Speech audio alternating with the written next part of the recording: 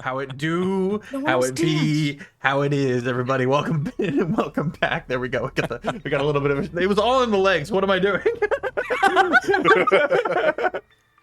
No, we could totally see that. We could You absolutely can see sense that. it. What up, everybody? We're jumping back into episode 2 of Bayonet, and I'm so very excited. Thank you for being here this fine night. I see that Hail Hydrate. Thank you so much, Doodle. I am so very excited. Couple of announcements to get through, but we're actually going to go to the cast first. Per CB's request, CB, take it away, buddy. Hi, my name is Omega Jones, also known as CritBard. CritBard across all social media channels. I'm an actor, vocalist, tabletop professional, jack of all trades, master of like 3 of them, and I am Solomon, who is a martyr. What does that mean? Find out next time on Dragon Ball Z, aka in like 5 minutes. I don't know. Very, very excited. I don't know if excitement's the word, but a resolve. Intrigued to meet new friends. I will pass it to my other newbie, gang. Kate. Hey y'all, my name's Kate. You can find me at TheCloudyKate on all social media. I am a cosplayer, performer, TTRPG player, reader. I do all sorts of immersive performance, like fantasy ball-esque things. If you've seen the book talk balls and like fantasy book balls stuff going around. Coming up, I have some performances, mostly in the local Orlando area, and then coming up in Arkansas at the beginning of the year, and California at the beginning of the year too.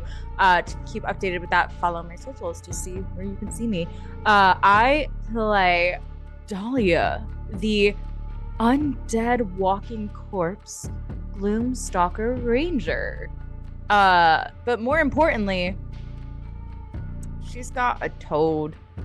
His name is Sweet Pea, and he is more round than he is tall, and he looks like that. Yeah. Great. Passing it over to my buddy word is Cabin 6 shirt. Oh, let's go. ValveMax Hell wearing his yeah. Cabin 6 volunteer I've even got the shirt. bracelet on. Oh, I don't even know where mine is. Fuck. I got the koozie. You tattled on yourself. Self Self on the mic. Hey everybody, it's me, Andy. I also go by ValveMax010 on the places. And if you want to see more of me, you can see me over on TikTok at ValveMax010. I do little goofs and gags about D&D, TTRPGs, and other random stuff. But you can follow me anywhere as well. I'm on Blue Sky. I'm on Instagram. But yeah, I'm back to play Pierce Ashwalker, the blood hunter rogue assassin who experiments with their body, but not in the fun way. He often injects himself with mutant formulas, and it causes all numerous amounts of like horrible disfigurations. But they have some upsides, and he's getting used to his new friends. And he doesn't know if he can call them friends yet, but there's a cool guy with a trustworthy face. There's 2 seemingly dead people. So we're gonna figure out what's up with that. But I'm gonna pass it over to what I'm gonna refer to as the leader of our troop, because they're the only one that keeps us alive for the most part. And that's gonna be Drak. It's gonna be way harder now that one of us is undead, so I guess I immediately felt that job. Hi, I'm Drak, or Drakoniques. You can find me on all socials at Drakoniques. That's DRAKONIQUES. Put my find me on Blue Sky, which is where I'm mostly at, just at .itch.io. There. I do TTRPG stuff. I write TTRPGs, I perform actual plays, I produce actual plays. Everything teacher related I'm doing or will be doing in the near future. But today, the teacher thing I'm doing is being Azalea, which has been a while. How long has it been? Like, what? 2 months? 3 months? I don't know. It's been way too long. It's been a minute. It's been a while. For certain. So I'm very glad to be back. As Azalea, my head exploded. I'm now made of actual porcelain rather than it just being an aesthetic that I really adored. So that's going to be very interesting to roleplay. I do the creepy weird magic, but it seems like I might have a friend who does creepy weird magic now with me. Who knows? CB, they're talking about you. Wait, what I do? Creepy weird magic. I don't do creepy weird magic. I'm excited. I'm excited to be back. Amazing. Thank you for the raid. Frox, you are fantastic. Thank you for dropping in. You're coming in at a good time. We're just now getting into episode 2. We're just kicking it off. I am Sir Peppers, the humble dungeon master of the Longshot table, and I DM 4 weekly streamed campaigns. Saturday, Sunday, Tuesday, Thursday. You can find me and a phenomenal spread of talented creators. Do go show them some love and follow them on all the places. If you want, we have the command for the cast for everyone's link tree and or beacons, etc. Do please go show them some love, as well as we dive into Baritone and Brass, the second episode of Bayonet. If you would like to get caught up on any of these things, including the summer series, you can head over to the YouTube. It's called Longshot, and if you would like to join our community, head on over to the Discord. We have a phenomenal community that is as chaotic as they are wholesome. We've got memes. We've got, most importantly, bingo. Bingo! We have D&D campaign-related bingo for everybody to enjoy as well. People have really kind of gone feral for D&D bingo, and it's spreading to other Twitch campaigns out there. It's been really fun to watch. Let's see. I have a list. Thank you, Annie. Everyone say hi to Annie. Everyone show love to Annie. Annie, we love you. You're incredible. This is very true. This is very true. There's a phenomenal LARP coming up in November called Heinefall. If you don't know about it, go ahead and check out heinefall.com. It is super, super, super awesome. It's north of Austin in Texas, and I believe it's on the November 6th. 5 days, but it is an amazing time. Do go check that out. Run by our phenomenal Taylor and Tracy. If you want to support us further, check out the Patreon, and of course the phenomenal art is made by Oddity Draws.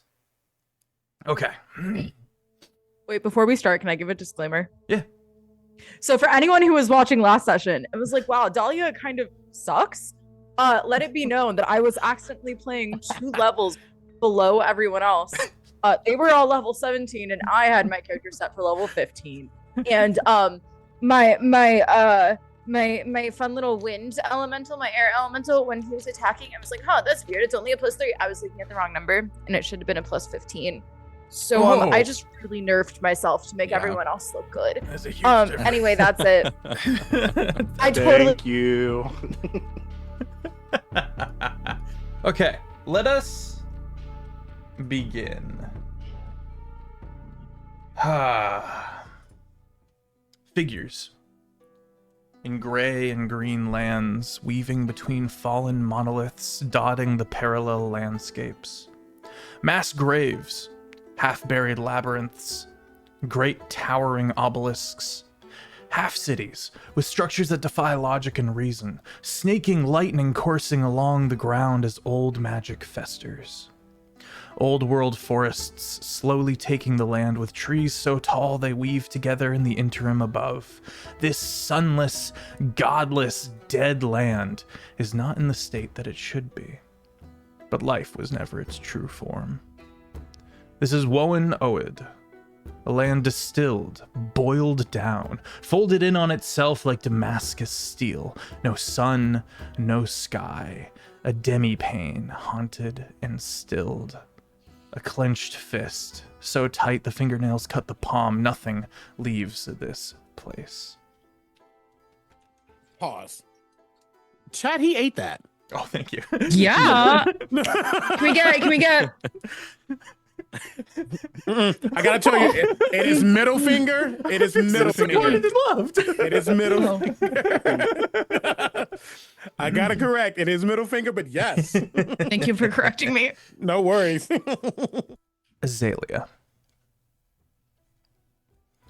Last you knew, you were walking along the path with your 2 allies, Pierce and Valentine, chewing on all the information you had just been given by the Petrifist.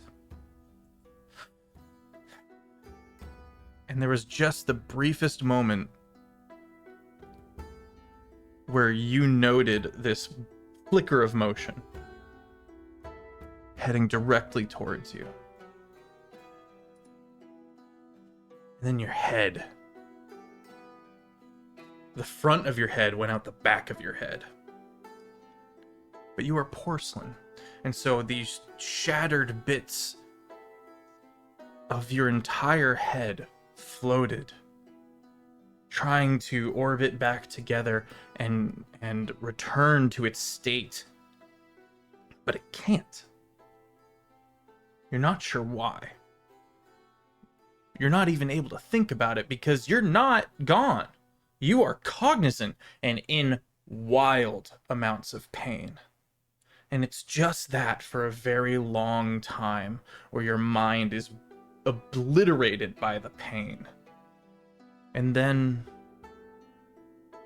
blissfully, that pain cedes as you are put into a magical sleep. Now, that is no mean feat for a Shadowkai.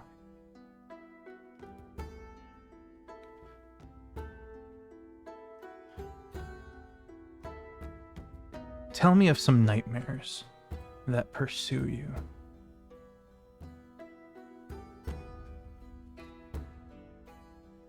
They are not so much nightmares, but memories.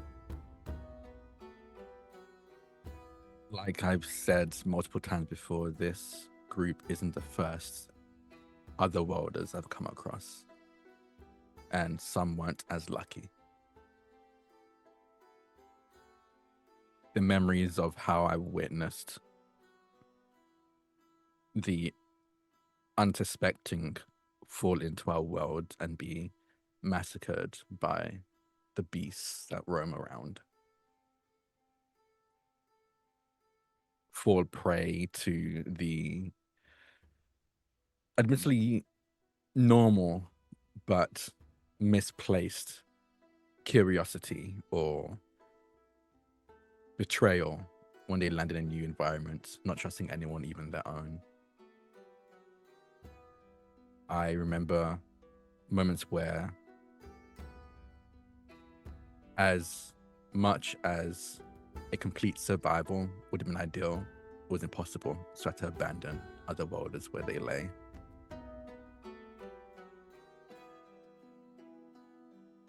Go ahead. And I think the last memory I see isn't my own.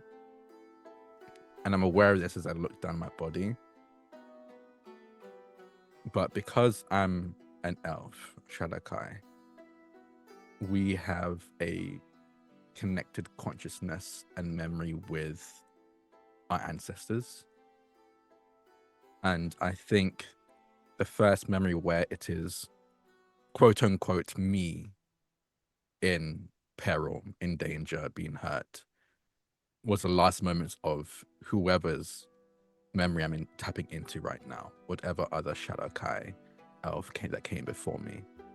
I'm seeing their last moments as they are torn apart by some shadowy beasts within the woods.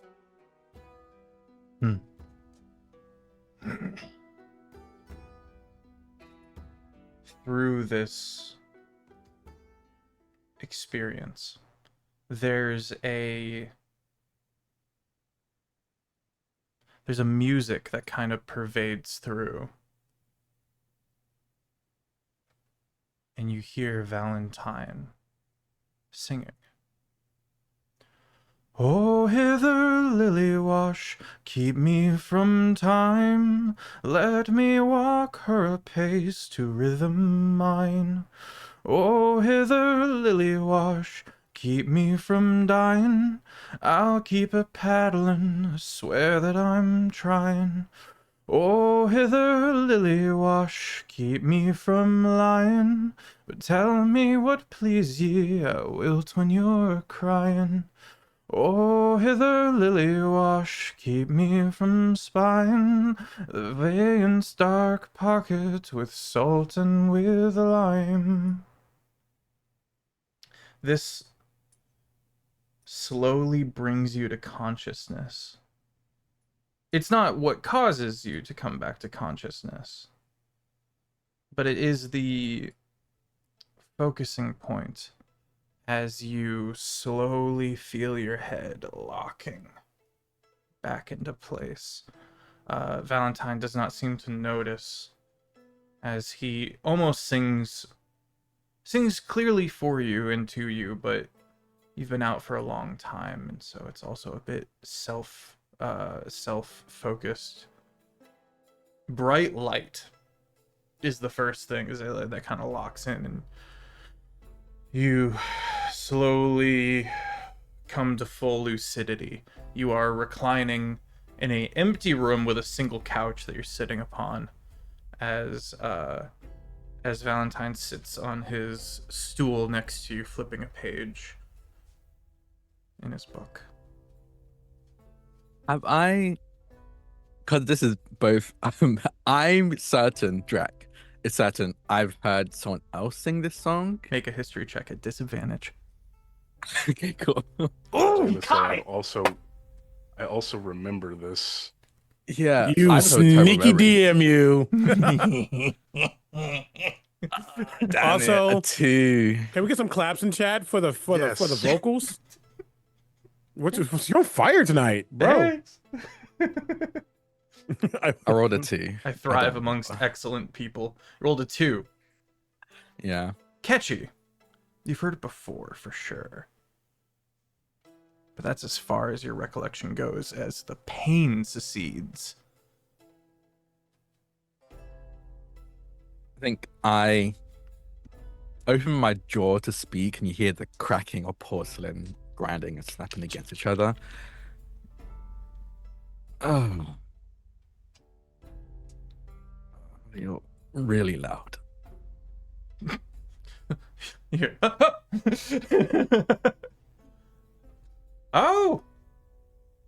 And he, like, stands up, has a moment of... puts the book down and... he's awake! I immediately am out of the room. Tools are on the table, and I'm not, like, running, but I'm briskly walking to come check on his being. He's awake and he's sassy! It's a good sign! Yeah, that's, yeah. How are you feeling? Are you... Well, I could eat. I'm not talking to you. You'll know if I'm talking to you. I'll be probably facing towards you, like I am now. Okay, let's not argue. I don't want the first thing I hear waking up is you two arguing again. All right, I'm sorry. Can we get you some water? That'd be great, actually, yeah. I'll be back. He claps Pierce on the shoulder and walks out. Well, we're What alive. So House Carta doesn't seem to like us very much. That sniper was associated from them. Found the dog. He's safe. And we may have found some friends. And I mumble that last part. Is it another owl folk? Are we collecting owl folk? No. It's not Molly. It's these ones are quite capable. I'll be completely honest with you. They're the reason we're still alive. Okay. You hear another snap as they set their jaw properly. Okay, that's better.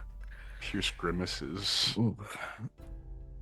Yeah, that's new, by the way. The grimace? No, the. Oh no, I was saying that in character. Oh, you think? Yeah. That's Yeah. new. Yeah. I figured speaking to a deity older than I can fathom would have some changes. Didn't think they'd be so physical. Yeah.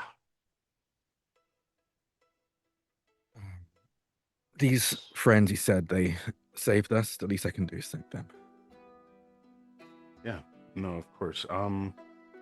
Actually don't know if they're asleep, but I can wake them. You want? No, if they're asleep, let them sleep. Honestly, I think I might need to sit for a bit. Whatever you need. There's a pitter patter. Evie pokes around the corner. Are you okay? Oh, Hello there. And I look over at Pierce. You said they were capable. This is a child. she's not alone. She has friends with her. I don't want to. Evie, we're okay here. Okay, just go back to sleep. I'm We'll glad all you're talk feeling in the better. morning. Thank you. Make a perception check, Azalea. Okay.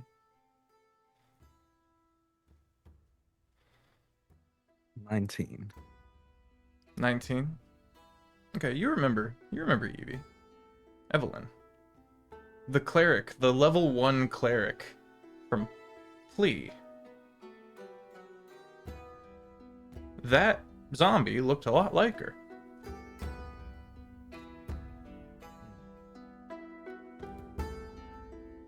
Azalea rubs the bridge of their nose and just goes, I'll talk to you in the morning. I think I just need to meditate.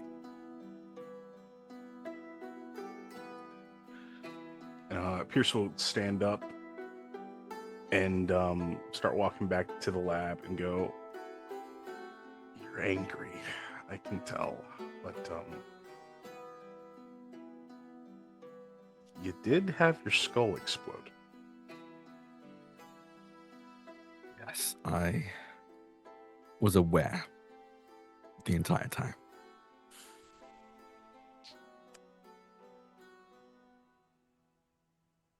I'll talk to you in the morning. Okay. And like a teenager who is very aware that he got out of a major scolding, Major scolding. he's not going to risk anything else. And Pierce is just going to go back to his room. Okay. Azalea. Start making your way to your rooms.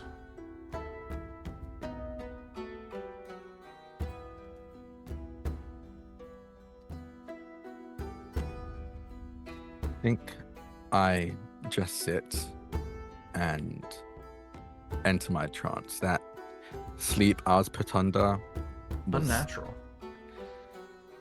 far from restful. Okay. Roll me a D100. Just Azalea. Just me? Just Oh, you, no. buddy. You're a special lad. Welcome 58. back. A 58, you say? Yes. Okay. You believe you hear, you receive a vision from Woan Oed.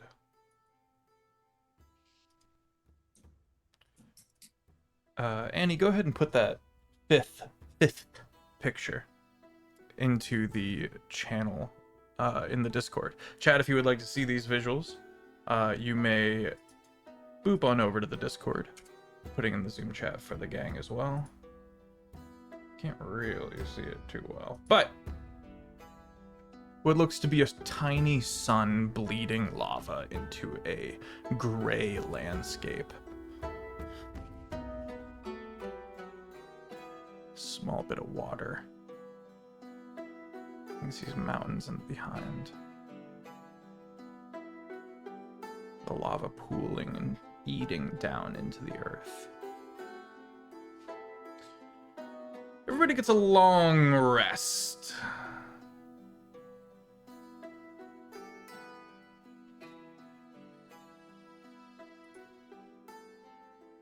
Dahlia.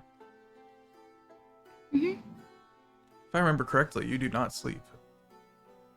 No, I just got to chill for 4 hours. And if I remember correctly, I just kind of submerged under the mud in the swamp of my room. Tell me about your emergence as you begin your day. So 4 hours after, just existing under the mud, not coming up for air or food, or, she just kind of rises almost like Frankenstein from the mud.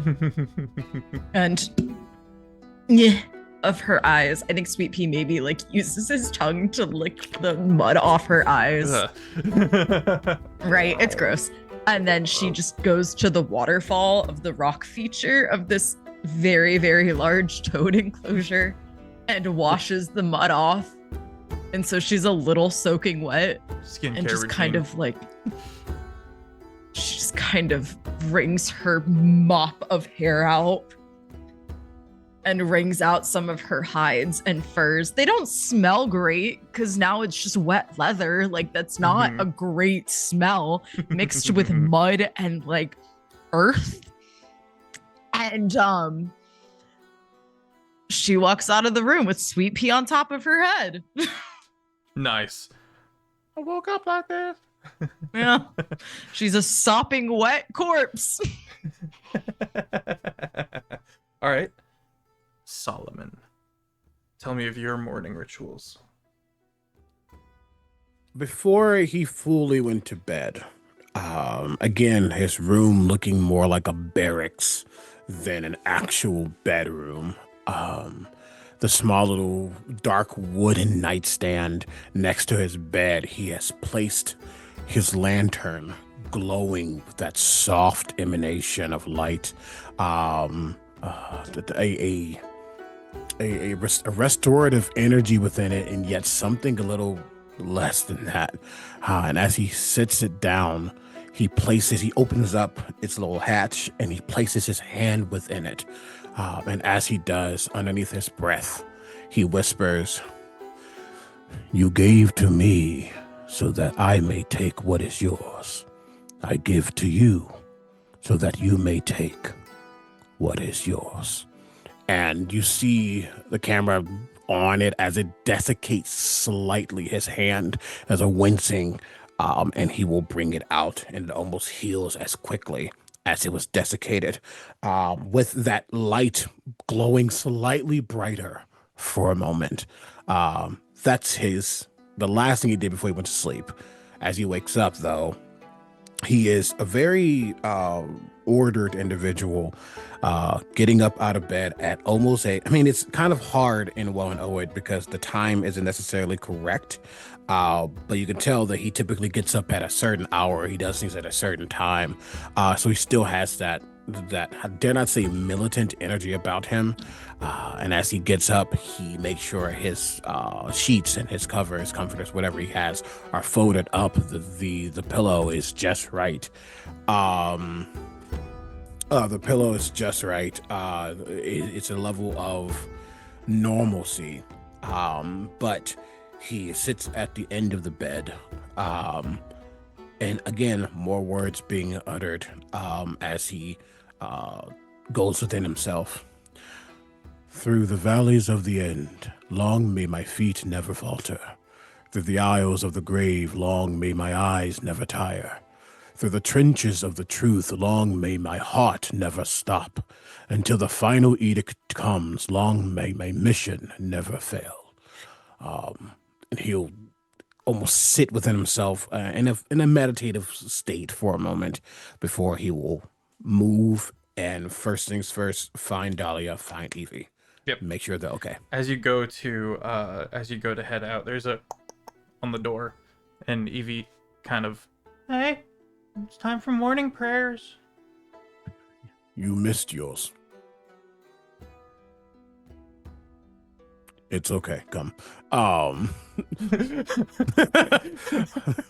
Or he will have a soft smile as he ruffles her hair. Or would you prefer another location? No, this is fine. All right. You don't have to be in a certain position. You don't have to, I guess. Sits crisscross applesauce. Kind of That is. picking a corner of the room to kind of lean into. Mm-hmm. Kind of closes their eyes for a bit. Remember, she may not speak back, but that doesn't mean you stop talking. She's going to make a religion check at advantage because you are helping. Hey.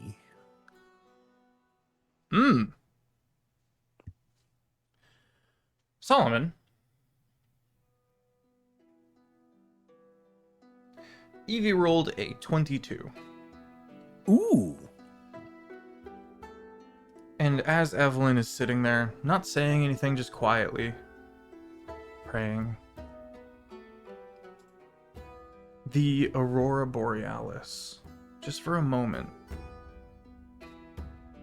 manifests along the ceiling. Arctic lights.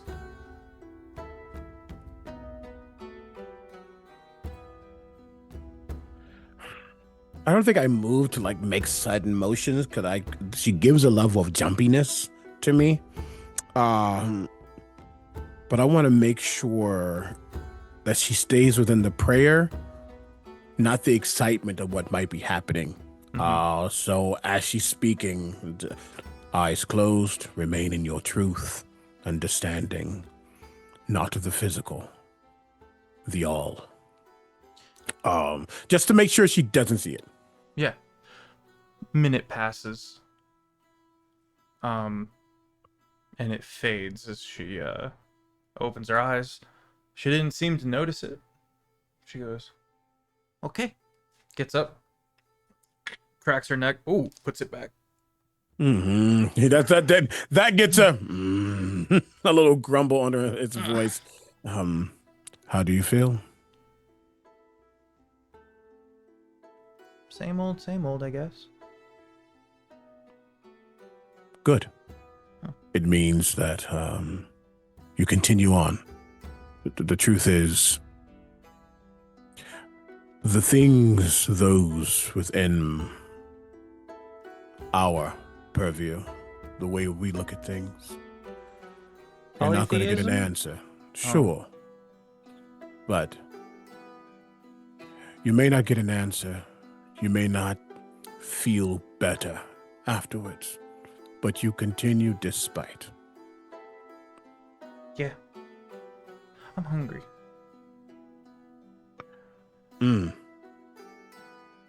Well,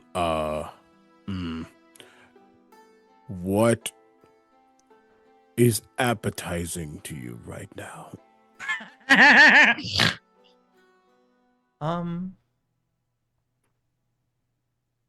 I'm not hungry. I'm just kidding. I'm gonna leave. So she's not hungry. No, He ain't hungry. and he will follow. You guys go out into the area, and you are surprised when there's this nice spread of food kind of laid out for everybody.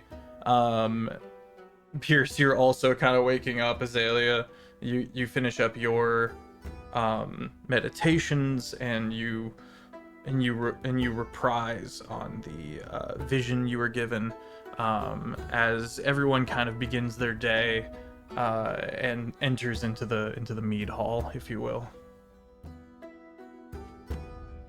Oh, good morning. Oh, you're up. Yes. Did you I woke die? up. No, I don't think I had that relief. It You is. see me, you're Ooh, I'm one of so the sorry. friends. My bad. Sure. She Let's- just walks away Okay. and Before, sits down at the table so that Sweet Pea can eat. before you walk away, there's just a strong hand on your shoulder. Superman. Apocalypse grabbing the cape. Right? No, but it's just there's a grip. And because at this point he understands that there's hesitancy, et cetera, but it just needs to be done. He made a oath for lack of a better word, And as his hand goes on Dahlia's shoulder, you will see almost a pulsing of that radiant energy go through his hand onto Dahlia. As in this on opposite of him, that tattoo or whatever that Mark. the mark begins to I'm about to say squirm, move. Writhe. There's a level of intensity as he takes damage as I cast Death Ward on Dahlia. Azalea, this is your first time leaning into this for the season. Let's go ahead and talk about your character appearance. Yeah. Azalea is a 6 foot, I think I said like 6'1", 6'2", Shadowkai elf. Kind of lean in build, kind of more of a build of a gymnast than like a body build or anything like that. They have mostly silver and black plate armor with some red accents along it as well. They have a choker around their neck with a red gem in the center of it. Black fro hawk with like lighter brown tips. Silver and red earrings. They have this look about them, and you probably realize this when you saw their dying, breaking body, but they have this appearance of being made of porcelain, but as if it's been cracked and then put back together with molten silver. Basically kintsugi, if you've heard of kintsugi, but with silver rather than gold.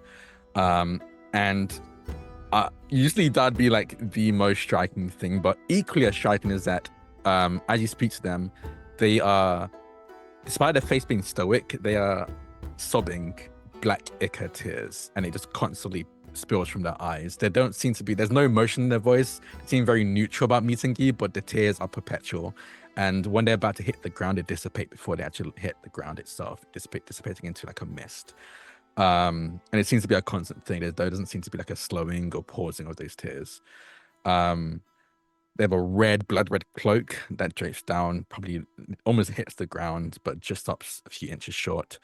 And at their waist is I believe a longsword, a silver longsword that, if you have any inclination to magic, you can feel magic radiating off it as it's currently in its sheath. Dahlia and Solomon, would you also briefly go into your descriptions that Azalea sees as you guys for the first time? Why don't we start with Solomon, because I know for a fact that Dahlia is definitely going to have a bit of an impact on the conversation from there. True. That's actually perfect. So what you see is the white man. No! No, time. but you see, God damn Every it, time. yes, again. Don't be the only white man. Like you all. We need one. We need one. Come on, y'all. Pale skin. I dare not call him a silver daddy, but that's what you could describe him as if you really wanted to. He has platinum white hair. It's not necessarily styled, but you can tell that he did this once and it stuck. The sides are slightly short, a little faded. You see matching in coloration style beard, mustache. There's a slight twiddling of the mustache, not really, but enough. Almost silvery blue eyes, more on the gray side than blue. Dark brows, very strong features. This is a big guy, but he looks to be in maybe his 50s, 55, maybe, you don't know. You look old, but very, very athletic and strong. He's wearing now, yeah, because he's not completely used to these individuals. He would have his plate mail on, and it's gleaming but dusky silvery color, maroon-ish coat over that. Maroonish coat over that. What else you would expect with our plate armor? Sorry, it's actually half plate. And pants, boots, the works, all that jazz. Nothing really special in the way that he moves. On his back seems to be a large long staff of some sort, maybe. Can't really tell exactly what it is in its current position, though at the very tip of it, there's maybe like 3 inches, 3.5, 2.5 inches of that material. And then there's a large gaping blank spot within the rest of the material. And in that blank spot, you see a floating black diamond-esque crystal. And on his side, currently off, there's no light coming out of it, seems to be a kind of ornate lantern. Just sitting there kind of dangling as he walks. And he's walking over to the seat. Also on his what is this side of me? My left side. There is a large mark, and it is black. It is massive. It goes all the way up his neck, slightly upon his cheek, down his arm to his hand, which is currently ungloved right now. But he will be quickly gloving it as he sits down to start to eat. He does not eat. He sits. I love you so much, CB. Dahlia. Great. So Dahlia is a corpse, a living, not quite breathing, not quite living, walking corpse. Her skin is very, very pale, with a greenish undertone to it. It's kind of peeling in some places, in other places it's been stitched together like Frankenstein's monster, as if she just, had to do that herself to hold herself together. Her clothes, perhaps there's a remnant of finery, maybe patches of what may have once been a very expensive robe or uniform of some sort, but is now mostly just pieced together hides and leathers and furs of all sorts of weird monsters and creatures and monstrosities that you would have seen around Woan Oed. She has dark auburn hair that maybe once upon a time was bright, but like everything else about her has just muted. She has scars on her mouth and her eyes from where, like, almost like stitching. It's just grotesque, that have just been ripped and mangled. Her eyes are sunken in. There's bones all over her hair, like she's using them to just keep it back and keep it up like picks. And most important, there is a giant toad sitting on her head. He is wider than he is tall, and his name is Sweet Pea. An absolute. And she's also sopping wet. Absolutely. Why did my Green. I think you mean I don't know what to do about that. Take a screenshot and then put like a funny CGI meme in there. I think my cat just unplugged my camera. 1 second. Oh no! Oh no! Cat, please. She's being feisty. Well, let's do this then. I realize that everyone already knows you look like Pierce, but tell me of changes in anything that would have as Sweet Pea just go like just makes Sweet its Pea way. rips the cables out of the wall. Sweet Pea. Sweet Pea makes a beeline for the food. Any changes? Really, the only thing that you guys would have noticed, and this kind of happened in front of you guys, was Pierce, when you first encountered him, was pretty tall and pretty skinny. He's noticeably less tall now, but as he seems to get ready for the day and he's kind of acknowledging you, giving you the nods, like, yeah, go ahead and help yourself. You do see the arm kind of, this large metallic, almost cast iron looking arm kind of shift up to reveal this assortment of mutagens. The barrel holding them all begins to spin before it locks, and you see it kind of shunt back down as the hissing of like steam escapes it.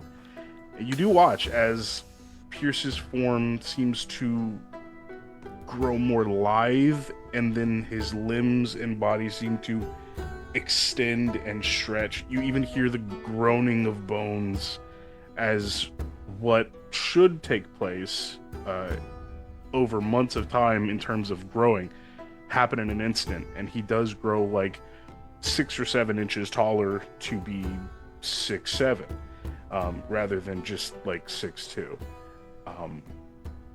He seems quicker on his feet. He seems more agile in just this moment. And you realize this is probably a change that happens daily, if not the first thing that Pierce does every morning. Okay. Fixing a technical issue. Azalea. You had tech issues on your bingo. Go ahead and click it. Yeah. That would definitely counter tech issues, yeah. This is unique. This is a rarity. This is a lucid and sentient undead. Not something that is additionally cursed, like a vampire that must feast on blood, this, that, and the other thing. There is horrific implications. There are horrific costs that always come with a lucid undead, and you do not see those costs at present. Even Evie, who has moved to the table by now, is eating cooked meat. 100% avoiding the veggies, but that might just be because kiddo.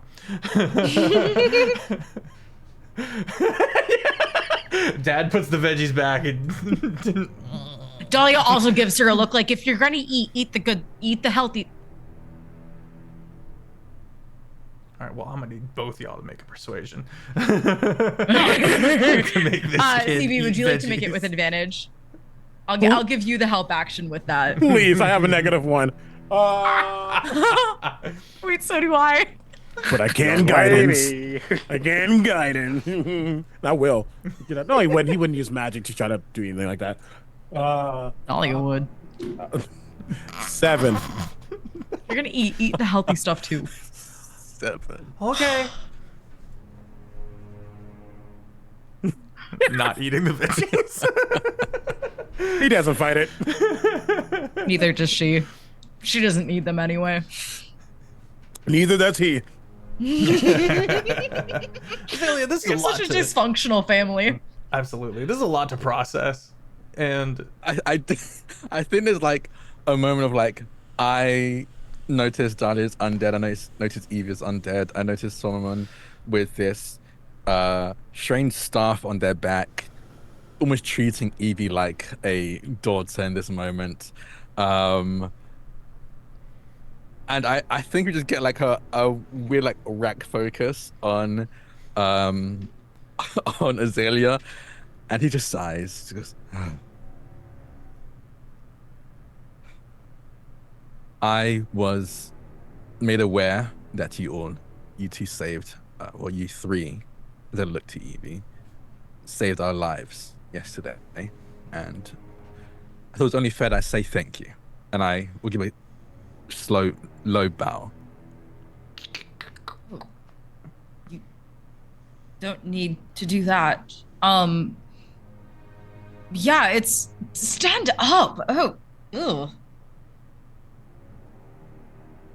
I will stand back up. Yeah, it's tall. huh. Hair adding an extra 5 inches. Survive. You see just like perhaps every 6 seconds or so, you will see just a vein in Solomon's neck just pulse slightly, and there's a little bit of color that comes back. That you saw that he clearly took damage. He hurt himself in some way, shape, or form when he cast that spell, but in a matter of maybe 12, 18 seconds, all of that is completely erased. Not a word muttered, not a spell spoken. It is fine. We were very looking for others, and it seems that we have found you and Pierce and Valentine, is it? Yes, I'm. Suppose I should introduce myself. I'm Azalea. It's a pleasure to meet you all. The pleasure is mine. Could I get your names?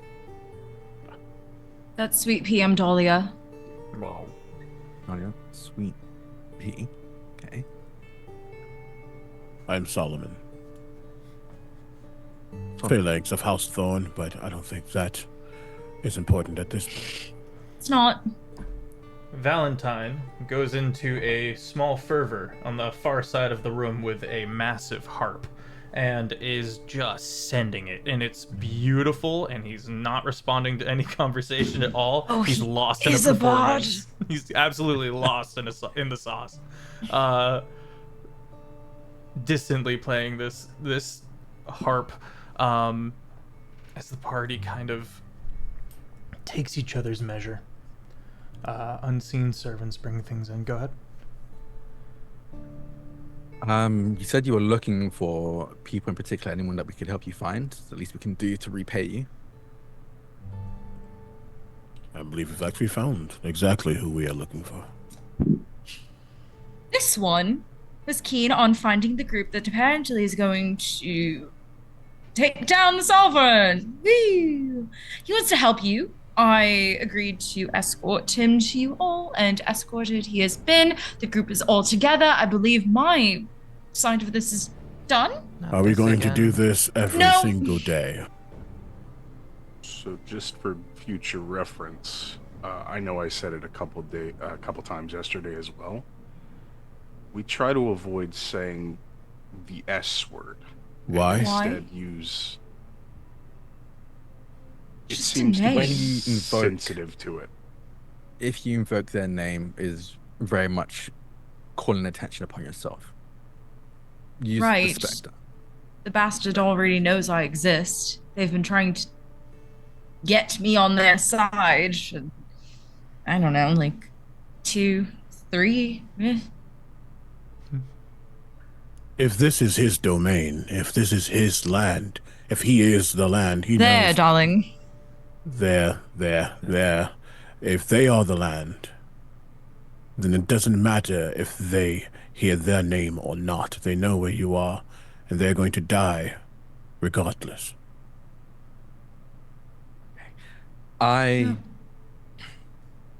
One, they are not the land. Warren Owed is the land. They have taken it Right. over, yes, but they are not the land. They're Two, tied bring to attention it. I suppose so. Yes. But two, just because they know where we are does not mean to continue to tell them at every given point to keep an eye on us. If we can avoid it, let's avoid it, please. It's the please that Solomon hears more than anything. It's not that he is antagonistic to Azalea's words necessarily, but this is someone. I don't know how good your insight is. This is not someone who gives off ego. This is not someone who gives off superiority. This isn't even someone who gives off confidence, because confidence hints that you in some way, shape, or form believe you are better. You are gooder. And he doesn't care about all of that. He just knows his intention. So he does not care that the sovereign might hear his name be spoken. Their name, sorry. But he will respect more than anything. Then if you do not call them by the name in which they will speak once they attempt to eradicate, then what do you call them? The Spectre is one of the names we use. The Spectre is just easier to remember, so that should be fine.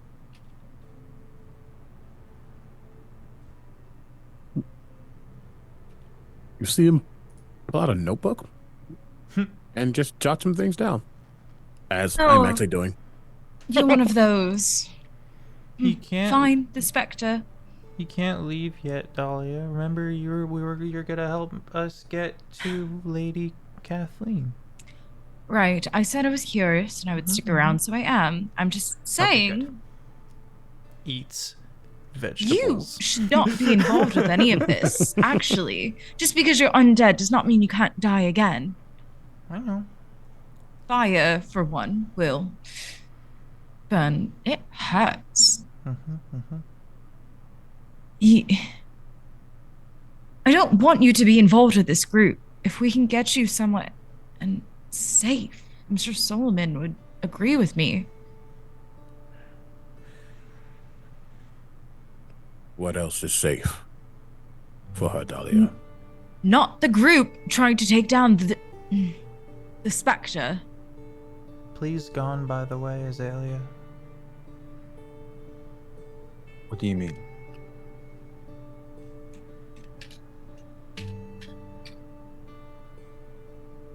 Everyone's dead.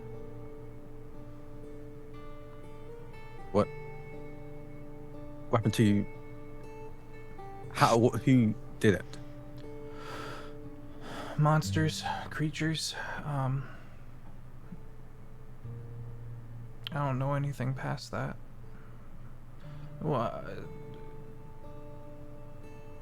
Solomon had been here for a while and helped a lot.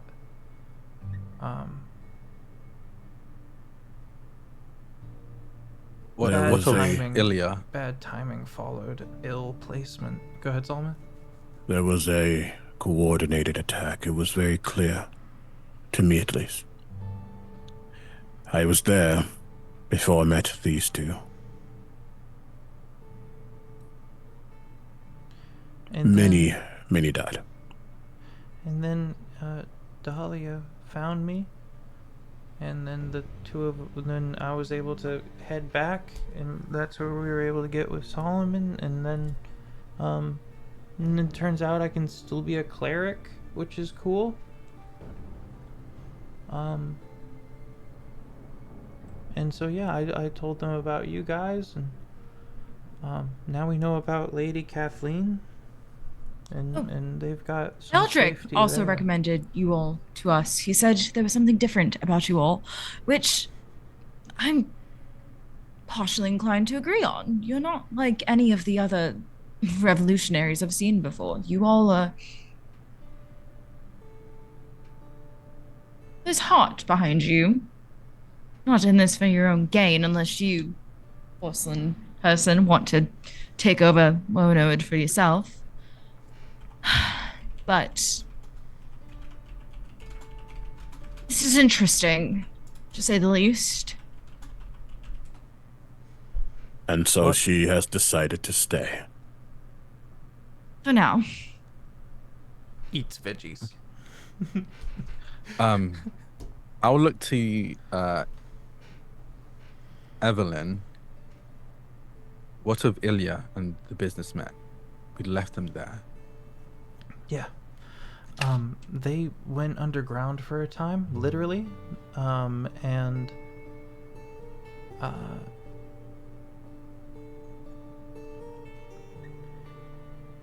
they were able to come and go for a little while, but they had to move on. Not sure where they went, though. I think they went Waynesward. Or stayed Waynesward. Whereas we're here, Waxward. Are those directions? Yeah. Yes. Are those like... Yeah. I don't With know the geography. two different landscapes that face each other. One is... Which one's which? One... Well, that's the thing. You can't say one's on top because the once you're standing on it... Okay, then the well, other which one's one are top. we on? You're currently Don't in be an Waxward. upper. You're currently Waxward. And Plea was on the other side of Rillis, Waynesward. Rillis being the really big city that Lady Kathleen resides on the outskirts of. And really quickly, what was the name of the group, the individual Azalea spoke of, and would Solomon have heard of them? You would have... Ilya and the businessman. They're two The different what? people. Ilya. The businessman. and Ilya. The businessman.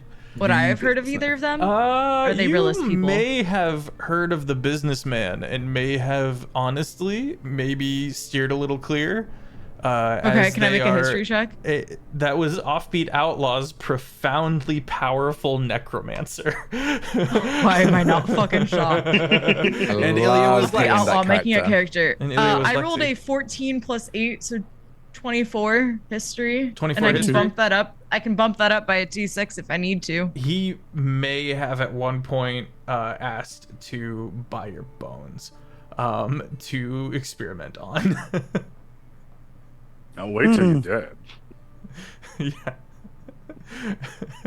His whole thing was selling quote unquote life insurance.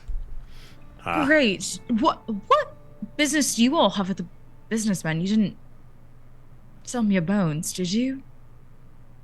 No, he did offer, but I said no. Good.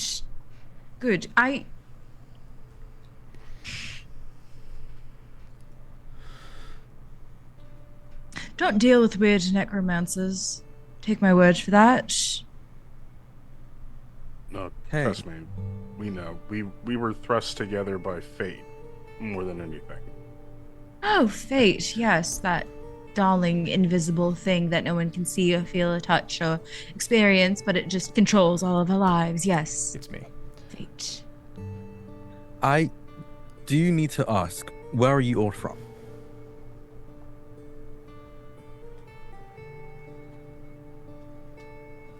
I am not from this pain. Whistling was my former. Is my home. Swamps and buried in school and college. In college, I was a student. I was a wizard. I was a necromancy wizard. I was dropped by my class. My parents were She very does proud. this I Solomon sees student. the signs, because this is most likely not the first they time killed this me. has They happened. killed me. It was an accident. They didn't mean to. And then they buried me. They stitched me up. Immediately puts both Consumed me. arms, hands on shoulders, pumping guidance into Dahlia. Breathe. And she takes a deep breath for what is probably the first time you have seen her breathe the entire time you've been interacting with her this first time. And it just dawns upon you. She doesn't need to breathe, but some instinct when she feels that warmth on her. Breathe. I was a student. You were a student. Whistling. I'm from Whistling. Whistling. I died. I undied. You Now are I'm here. Yeah. Good. Thank you. Hey, Whistling, in short. how you've been getting a lot of otherworlders recently. Are you with the army that marched through? How did you end up here?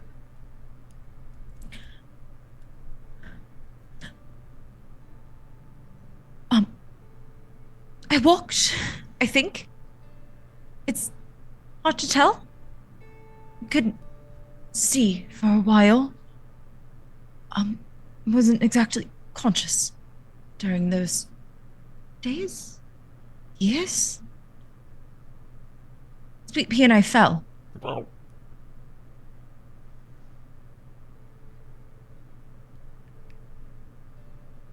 You, Solomon? He does another check to see that Dahlia is cohesive. I am here because death themselves have sent me to do a purpose. I look over at Pierce. Pierce is gonna bring out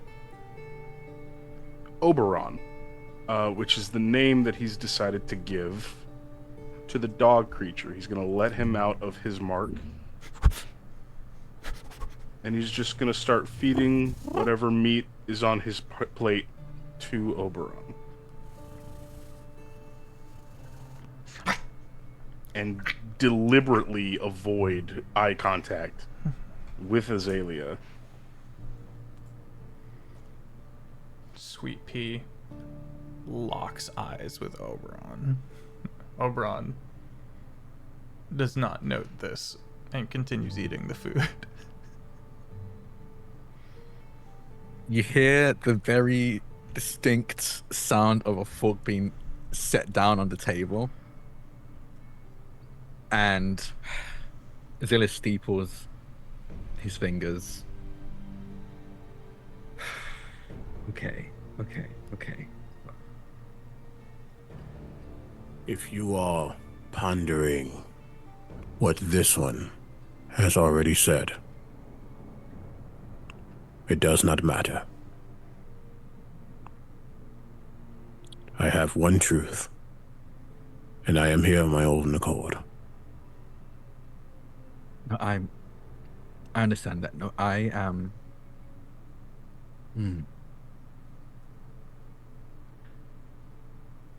This plane has been under the rule, the tyranny of the Spectre for longer than anyone can imagine. Maybe even longer than that, considering how any bit of documentation we try to keep is destroyed.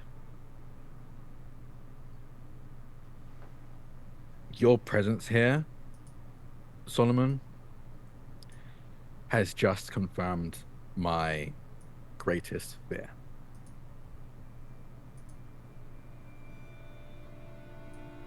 And what might that be? And I'll look over at Pierce. I feel his gaze burning a hole at the side of my head. It means that centuries of work trying to undermine and save, because undermine the Spectre and save the people of this plane is in jeopardy. Far more than it was before. Because off-worlders are here? No, your people from other worlds appear here often. The death sent you, Solomon?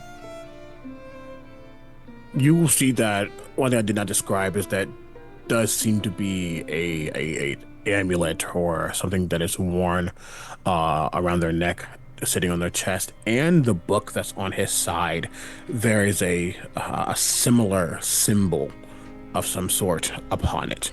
And if you have any understanding of religious tones and historical, this is death's symbol.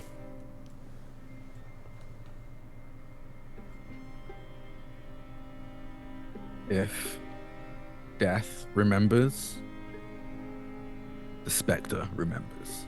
And I say this to Pierce. I don't look up, and I don't reply, but I very clearly understand that Azalea is speaking that to me. And all over again, a wave of guilt just carries Pierce up onto his feet, and he'll snap a couple times for Oberon, and he's gonna go back to his lab and shut the door. Oh. He's upset. Does this have to do with that stupid deck you were playing with? Oh, he told us all about that. Yes. The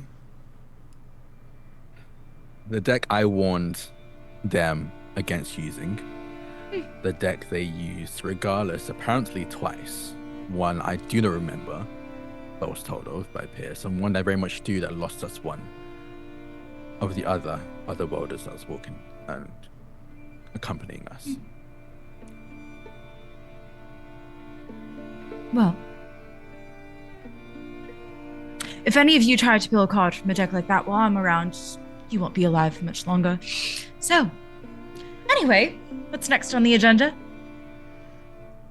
Solomon is watching Azalea go through the 5 stages, probably all at once. He doesn't try to get close. He doesn't try to like offer any like warmth necessarily. But you can tell that your words haven't given him pause, made him falter. Funny thing about our lives and perhaps the fate that connects us all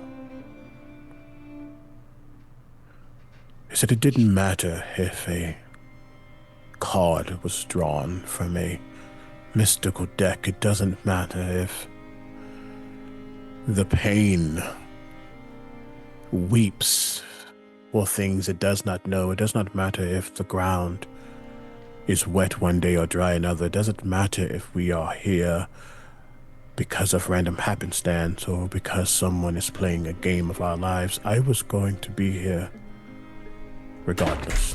Sorry. My path. Death is a destination, but it is also a journey, and in that journey I was going to find my feet planted so heavily upon one Oed. Death experienced loss, and in that loss, that is where we find the win. Death needed to feel, to understand. And now he has sent me, his champion, his left hand, to fight. And that is what I intend to do.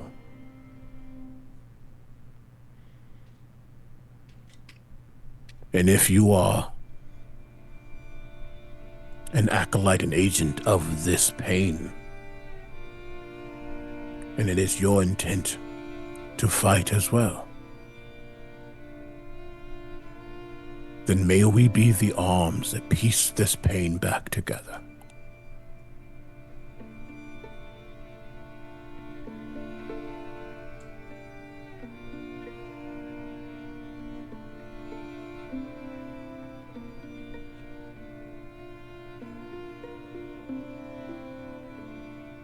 This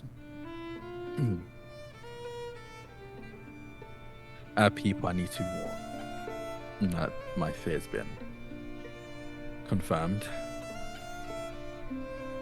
After that, we start moving. We have people preparing for ways we can counter the Spectre.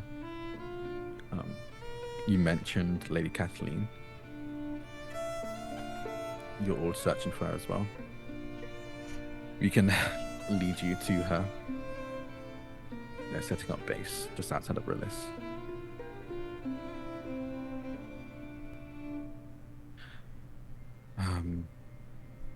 I suppose my other question is, if you're going to be venturing with us, what can you two do? What are your strengths? What are your weaknesses? Where should we support you? Where should we leave you to do your best? Oh, I forgot my bow.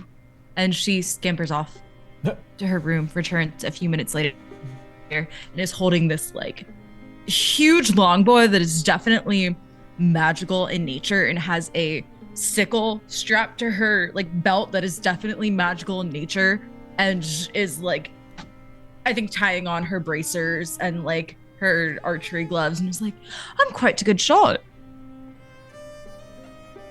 Okay.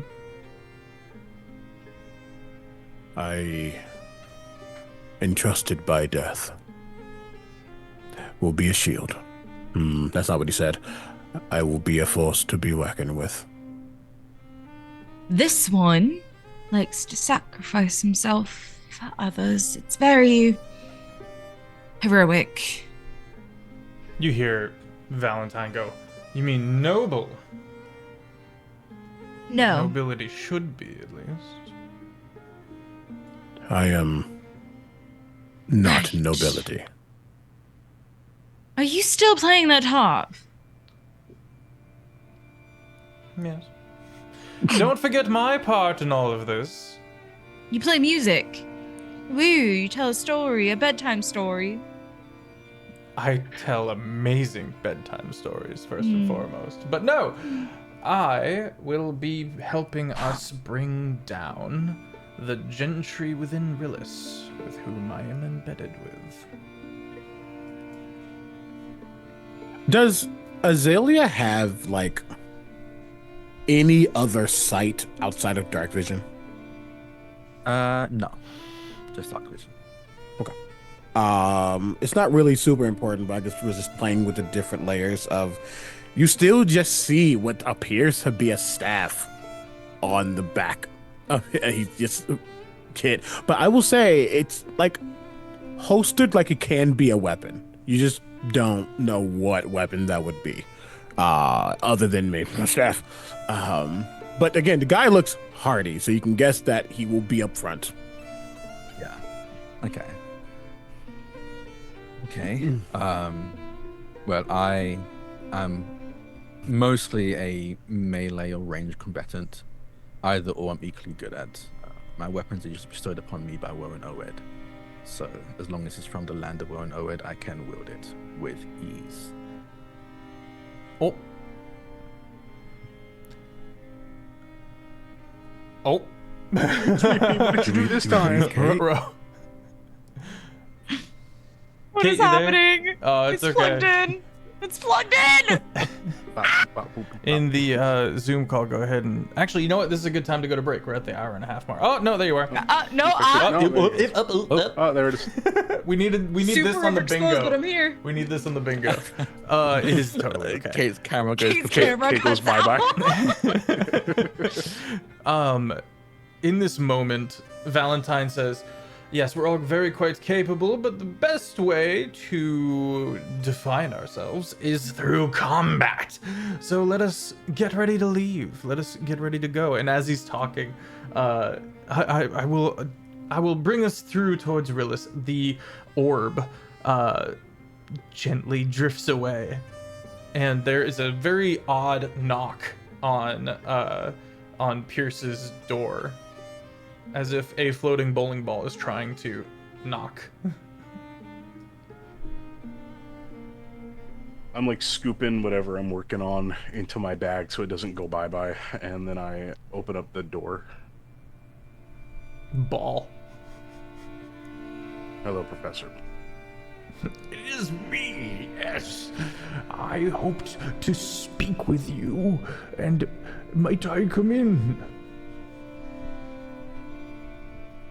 I will take a step back and provide entryway to the floating orb.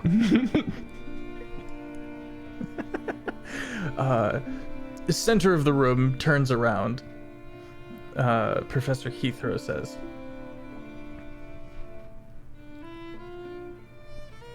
"The truest weakness of those altruistic is that of guilt." Come on, don't do this. Don't do this, Heathrow. At what point will you allow your enemy to be the receiving of your ire? What do you gain? What do you gain from this?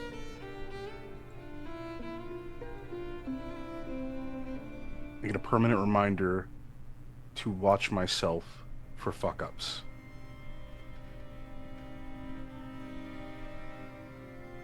And when things go south in ways you couldn't have predicted, in ways that are not your fault, at what point are you merely shooting yourself in the foot?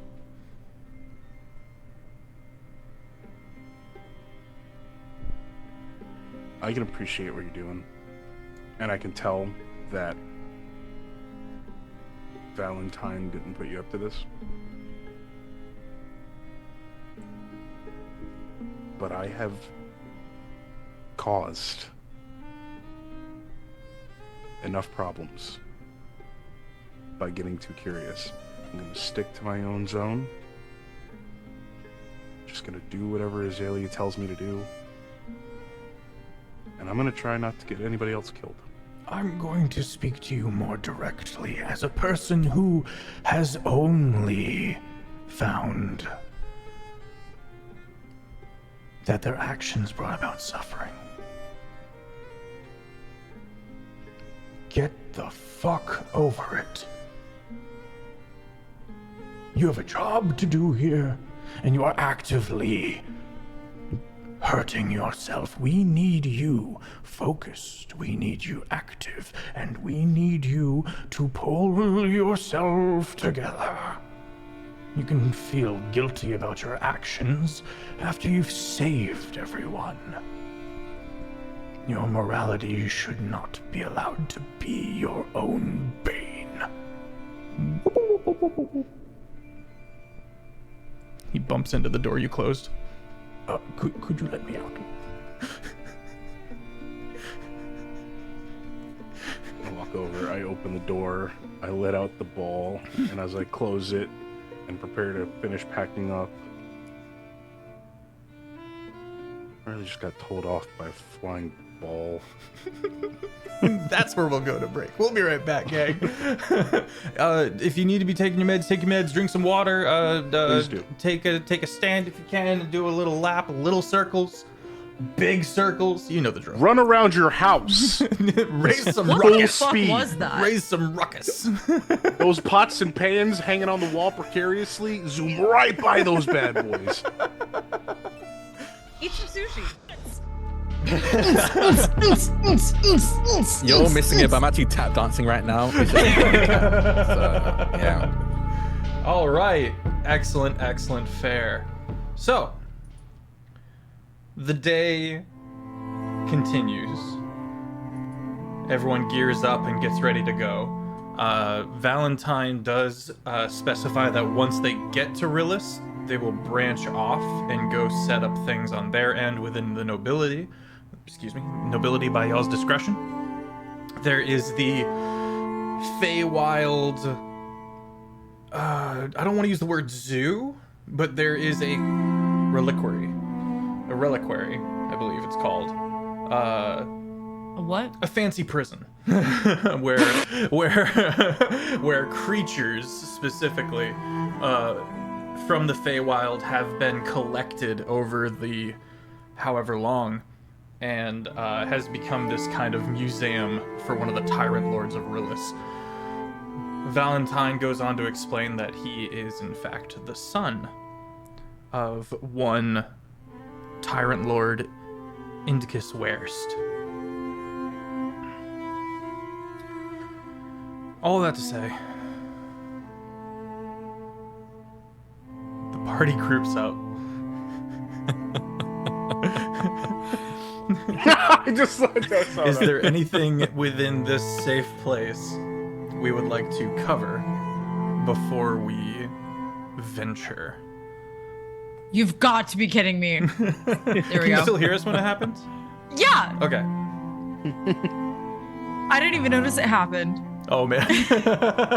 No worries. Maybe you should voice it I'll next time type so up you next know. time. Yeah, I'll mention next time. So, anything we want to cover? You would, as we are getting ready, because he mostly has everything that he needs on him,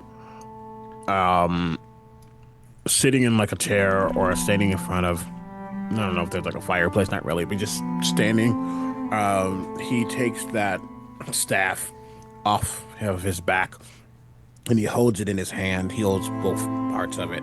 Happened again. Oh no, Literally, what the fuck? Oh man. That's wild. That's That's wild. wild. Odd. I don't understand what's This happening. is Just Kate's the camera. Gen 2 holiday. I don't understand what's happening. It just keeps turning itself off. Like, I'm not kidding. I don't know. It's very strange. Classic It's Sam still plugged rated. in. I've never seen that. Oh, great first impression for the raid. Welcome in, Hey, y'all. welcome in, everybody. We got bingo. One of those things is technical difficulties. Just go ahead and click it now. It'll happen again. Solomon. You hear him muttering in a very deep celestial, and it's not like specific words or intent. I mean, it's definitely a prayer that I did not write out, so don't ask me. But he's speaking to himself, and as he does, you will see that over the course of a minute or so, you'll see that black diamond begin to glow with a very, I described it like that dark saber energy, where there's a radiance, but it's not radiant. You see it begin to glow with that, and then you slowly begin to turn like being held aloft within these two halves of the staff. Then he will place it back to where he was. You don't see he doesn't have like a shield, anything like that, and yet he is ready to go. Okay. I think Azalea, like while everyone's getting ready, Azalea will step out of the tower. Okay. And will sink their fingers into the earth, the ground beneath them, and probably no one sees it because I assume everyone's still in the tower unless someone follows or watches. You step outside. Make a perception check. Sorry to cut you off, but you asked. You're like, all right, no one can see me. And I was like, oh, wait a minute. Not great. I rolled a 14. Oh yeah, you're definitely alone.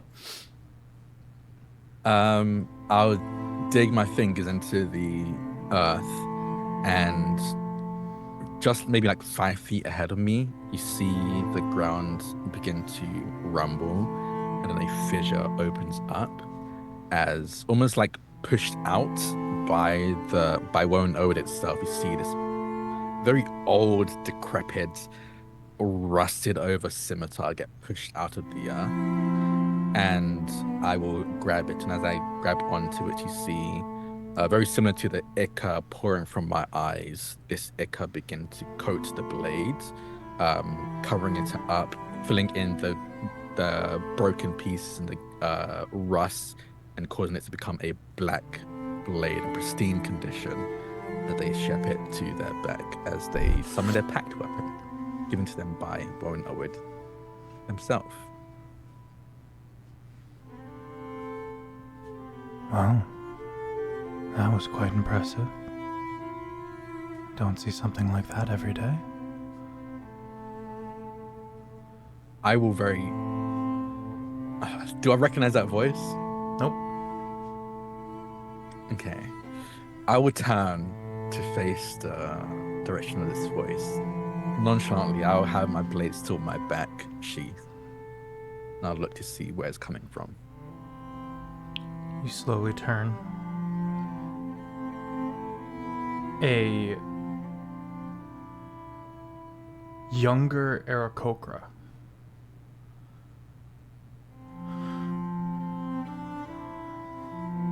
with wings wilted.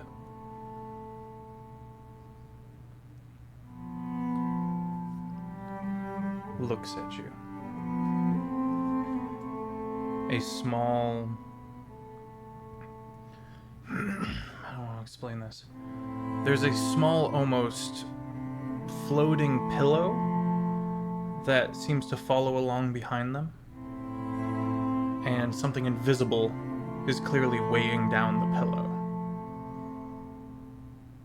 He himself, adorned in many knives. And as you turn, he kind of continues walking in the direction he was, but slows down a bit, giving you a bit of room. Wish I could do something like that.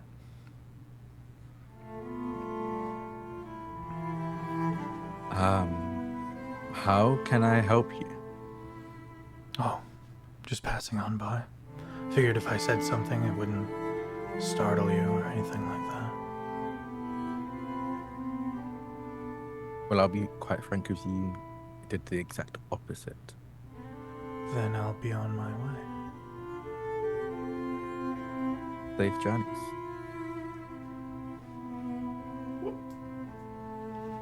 Eventually, he walks around out of sight. It's probably at that point that Solomon and Evie are walking out. They get stuck in my teeth. I don't like them. Here. He'll find like a very small, like maybe. Well, just nope. Never mind. Because what is nature in this land? It probably has like a small little, like piece of wood or something. And he just like takes the various like his perfect fingernails that have enough give and enough strength to just break off a piece of it to form like a little toothpick. And he will hand it to her. You use this and you get in there. I'm sorry, this is your nail? No. Okay. It's used to like pry off of a wood. Oh my God. My apologies. You Although if you did Thanks. need to take a bit of nails to make a toothpick, I have done that before. It's all just keratin in us, in beasts and monsters. It's the claws. It's actually quite useful for cooking tools or whittling tools or weapons or jewelry even. Yeah. I'll stick with the wood. Thanks, though. In my head, I saw Solomon say, "No." That was canon. It's canon. No. I was locked in, and I was like, I'm pretty sure this dude trying to give a piece of a fingernail to... No, just guess, I bite my nails, but some people I see with like very strong nails. I don't got that, fam. I'm a biter. Same, I'm a I'll buyer. show off our nails. Me too.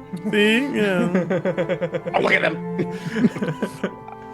But as he steps out, you would see like he gets in position just doing a cursory scan. He's pretty perceptive. He'll do a cursory scan, but in that scan that really he's looking, but it's not like I'm eagle-eyed. It's looking for a moment, and you'll see he begins to fiddle with his lantern before he pauses and looks over to Dahlia. She'll take a step back. Looks down, notates that you are definitely at the 15 foot of the 20 foot that you need to be right now. And he'll go back a little bit. So you're at least 20 feet away from him.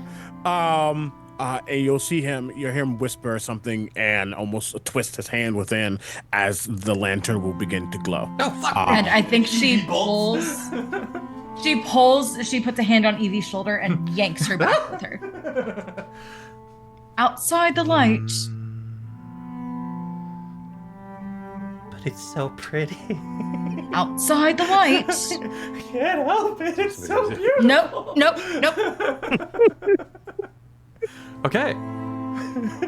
I think I'll turn to Solomon as I see this interaction between Dahlia, Evie, and Solomon, and very specifically the lantern.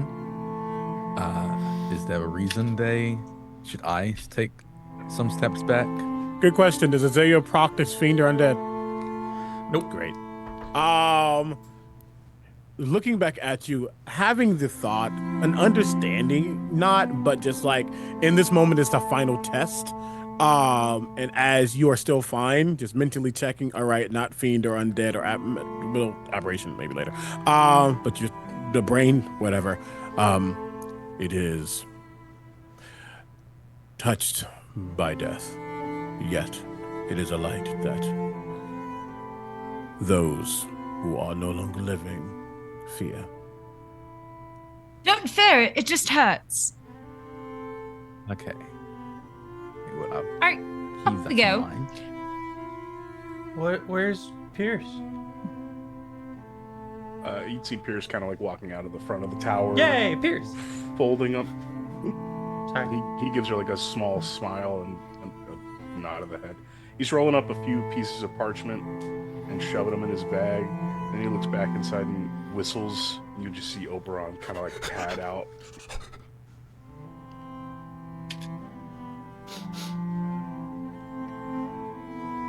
Kind of chirps.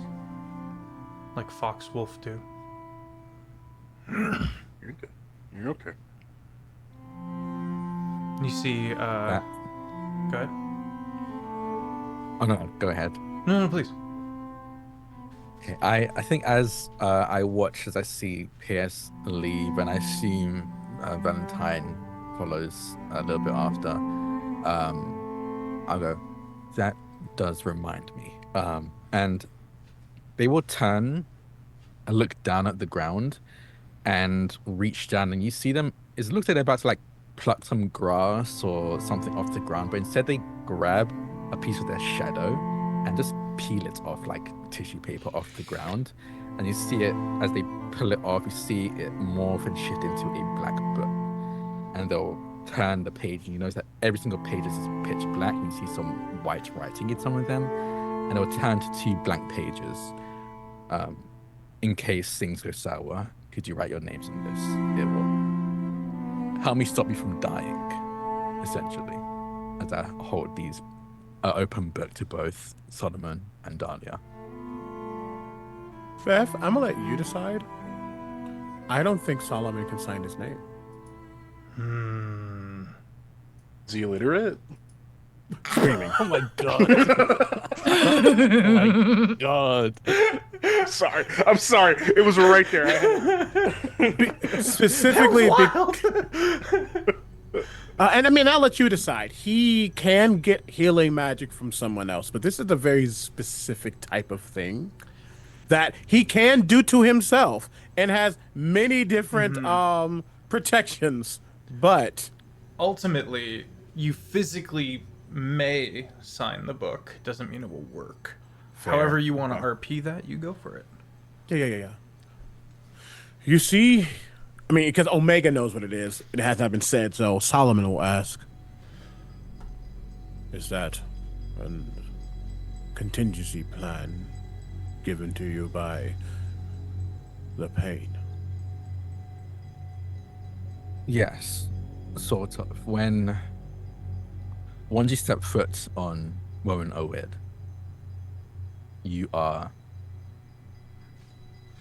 Wowen Owed's, and Wowen Owed protects what is theirs. So if you come to harm, having your name in this book will allow a portion of Wowen Owed through me to protect you, at least from that one fatal blow.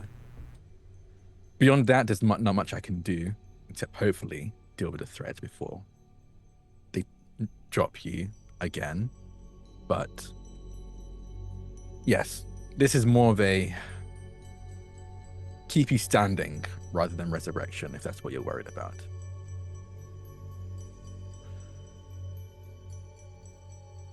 The intent is seen, and you'll see him take the pen and write out Solomon McLean. And it is a very strong, sturdy signature. But even as he says that, I think perhaps for a moment where he is signed, slightly ashen. Slightly. But death protects me in many ways. And I do not know if your pain can interfere with that. In case it can, and aid with it at the very least. More laser protection is never bad. Right, and your patron is what? Who exactly? Oh, sorry. Woman Owed. Yes, that's where we are. Yes. And that's who my patron is. That's who gives me the power. Like a druid? Are you a druid? No, I've been told by many druids that there's nothing to really be druidic with in this plane. You see there's like a tension as they say this, as they remember the several times Lady Kathleen has called us investiture dead. No, I'm not a druid. I don't really know if there's a name. for it. I don't think I've really given myself a name for it, but But you draw your power from this demiplane itself? yes, but I'm also learning that the demiplane wasn't always just a demiplane. It was also a living person at some point. I'm still trying to wrap my head around it. I'm going to be entirely honest with you.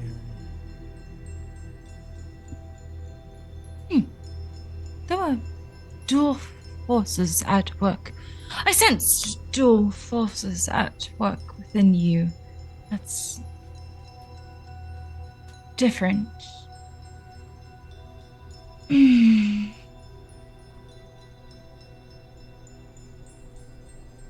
Would you like to write your name in? So writing my name on this piece of paper will protect me from dying again. I will be entirely honest with you. I've never done this with an undead, so I can't promise you anything. In all Then honesty. let's find out, shall we? Curious to see if it'll work myself. She takes this plume, pen, whatever it is, and gives the most little precise signature that is very at odds with everything about you see about her.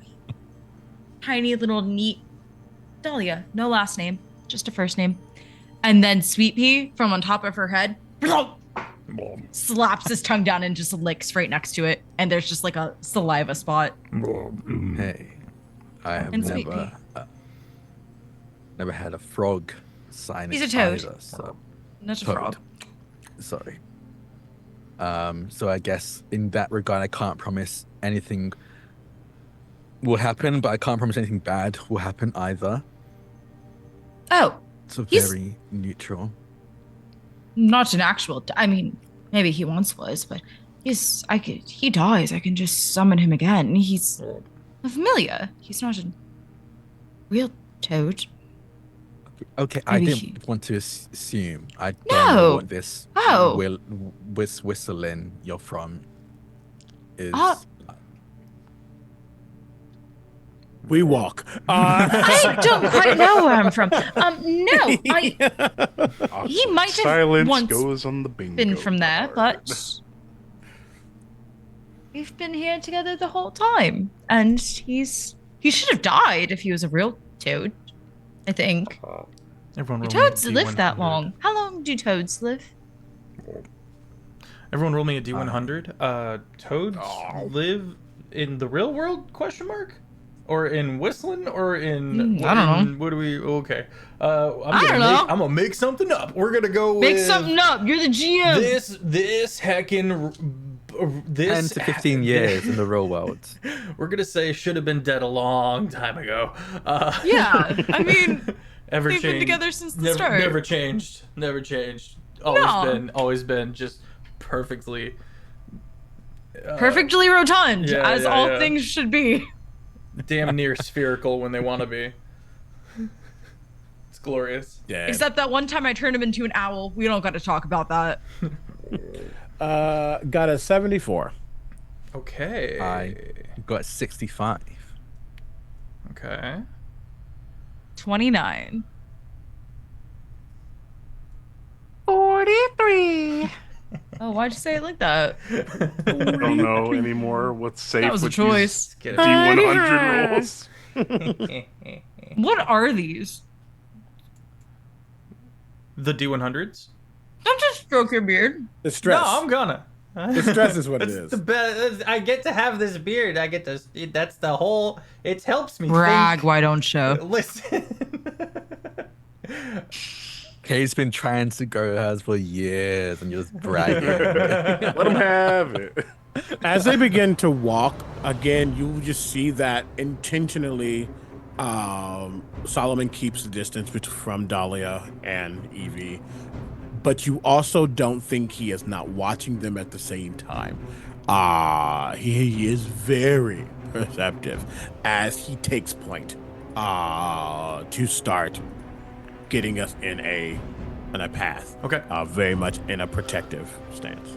and you see his hand just gripping the staff, and he's just kind of not whistling, but just walking. Okay. You guys get to these kind of long, tall trees, this kind of forest. Not much underbrush, and actually somewhat humid, which is unusual for Woan Oed. Go ahead, Annie, and post the second picture for me in the Discord. Chat, if you would like to see the visuals we used, we put it up on the Discord as well. Really quickly, just so you know, because I can do it in the ritual, so it would have happened already. In the time of we're prepping, as we got out and some other things, more whispering would have happened. And I'm not going to say there's a shimmer or anything like that, but every so often, as you look at Solomon, you swear there's just maybe a boldness of his shadow. There's a layer upon him, but it's nothing physical, nothing there. As I cast Transient Bulwark, which will give me, it lasts for 8 hours, and the first attack against me while I have this on has a -10 to hit me. Whew. Okay. As you guys are traveling forward, Oberon perks up.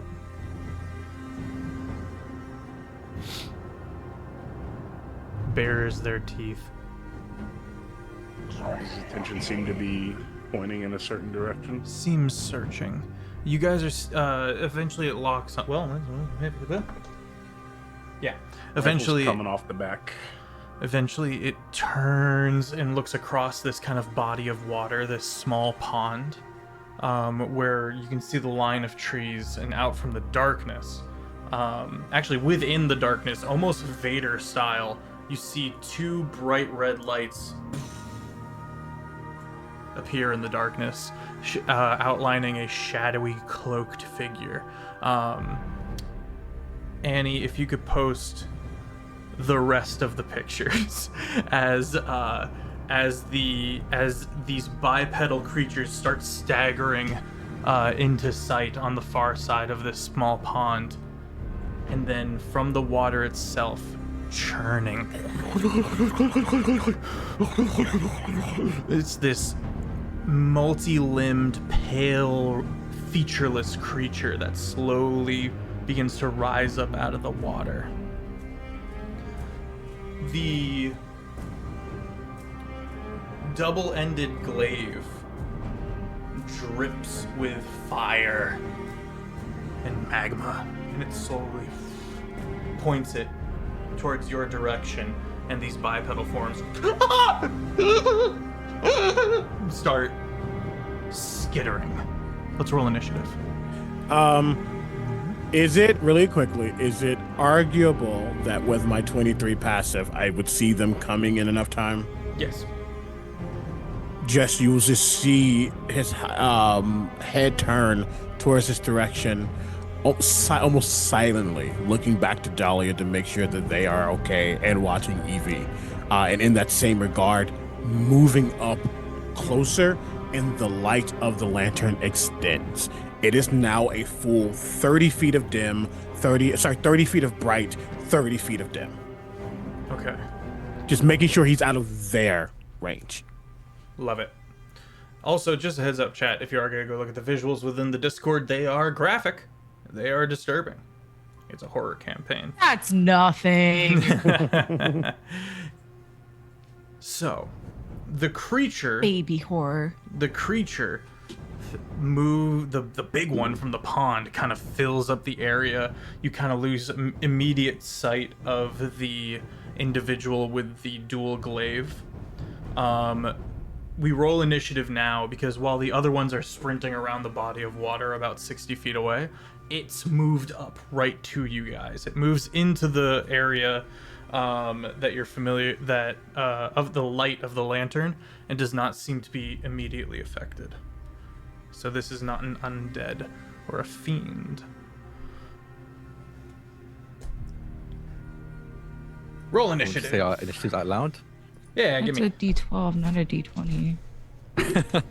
I was 13. 13. I have... Right now it's a 17. I'm making sure I don't have advantage. 24 for Pierce. There would be a little A next to your initiative. Yeah. Yeah. You said a 17. I gotta decide on something too. Sorry. Yeah, that's not gonna be worth it. 2. Oh. I'm okay with it. I hate it, but I'm okay with it. And Dahlia with a 17. 17.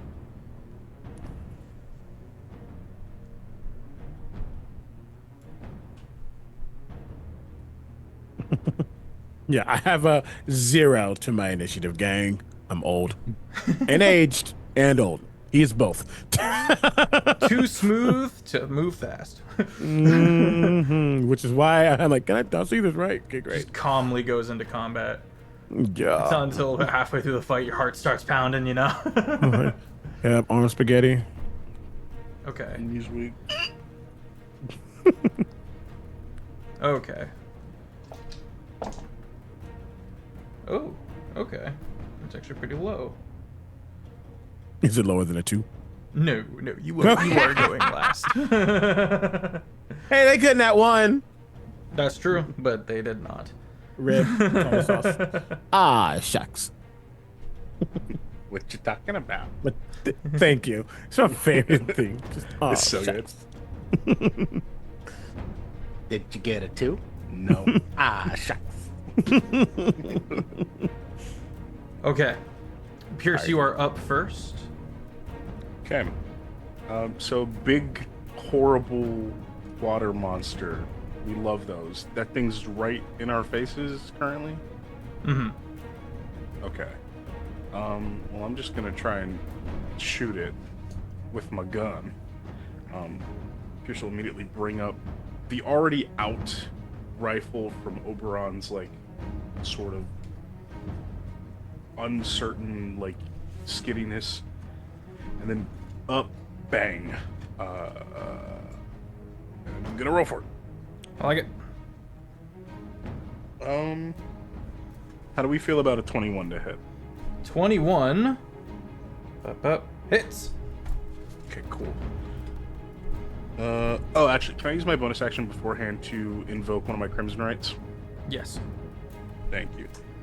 Be 4 points of damage to me as my thumb slides down the barrel of the rifle and arcane lightning spirals around the entire barrel, kind of like giving it this blue glow. And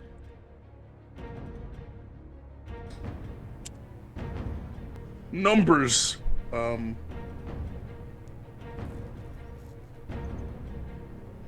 got numbers on your Plus phone? 7. I do have numbers on my phone. There's 13 plus 5, 18 points of piercing damage from the bullet, plus piercing. That's why I did it.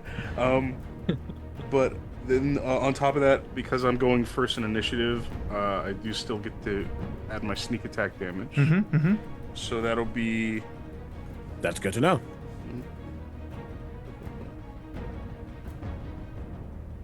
I'm so good at math, you guys. 9... 18 plus 9. That's 20... 18 plus 9, 27. Yeah, 27 plus the other d6 from the lightning damage, which is Someone a 6. please screenshot So, his face in that moment. 33 points of damage total. Don't laugh at me! I'm trying my best! You can laugh at me, I don't care. It's been years. I should have learned this. No.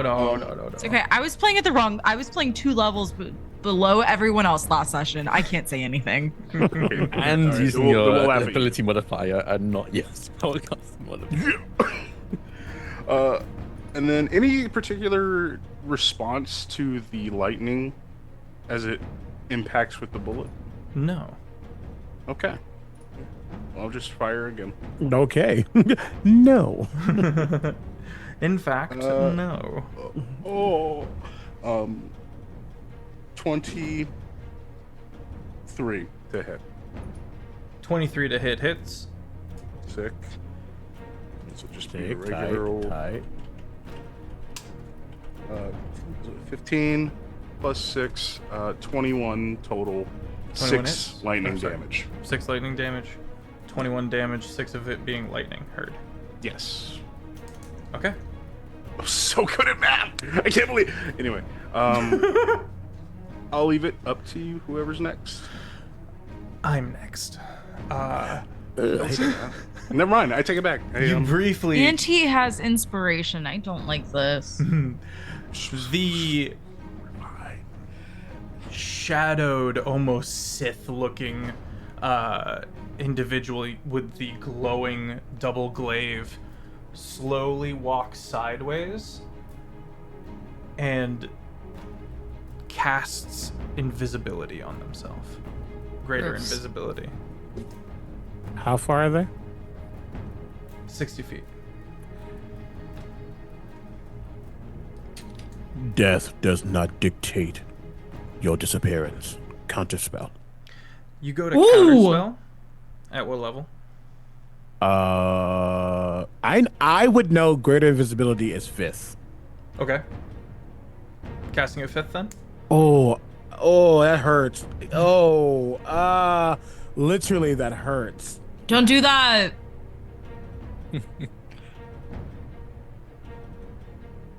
What'll it be?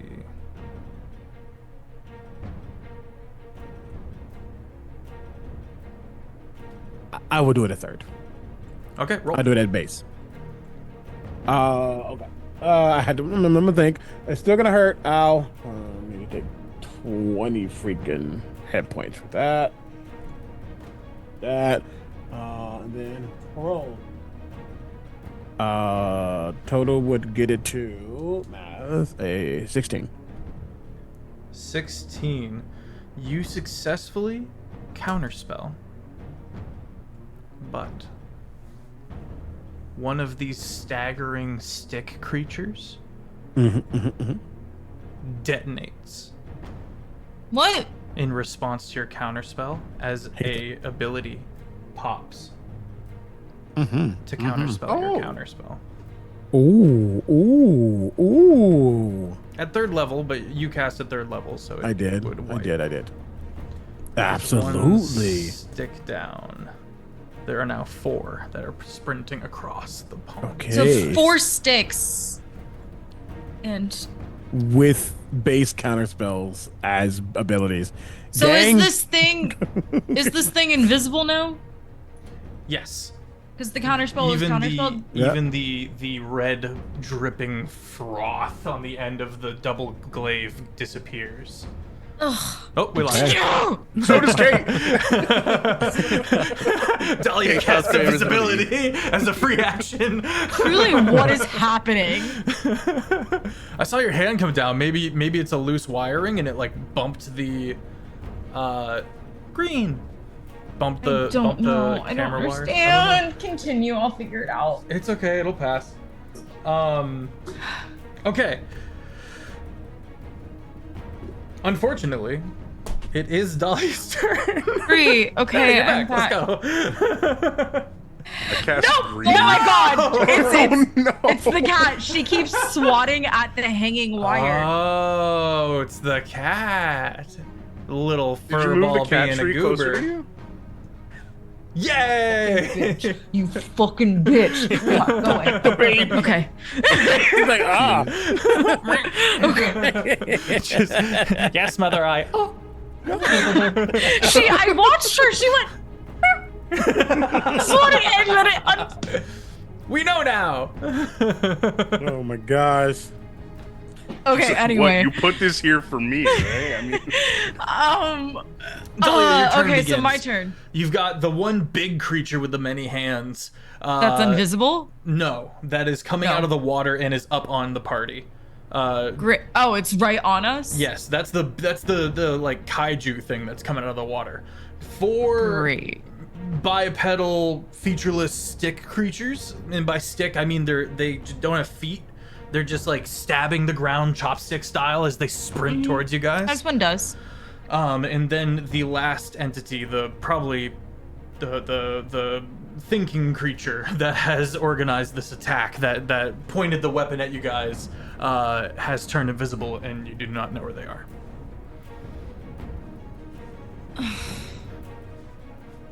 I think at this point, Dahlia looks and goes, "You've got to be kidding me," and pulls what's also been on her back this whole time that I definitely didn't forget existed during the first session. Guys, I totally know how to play D&D.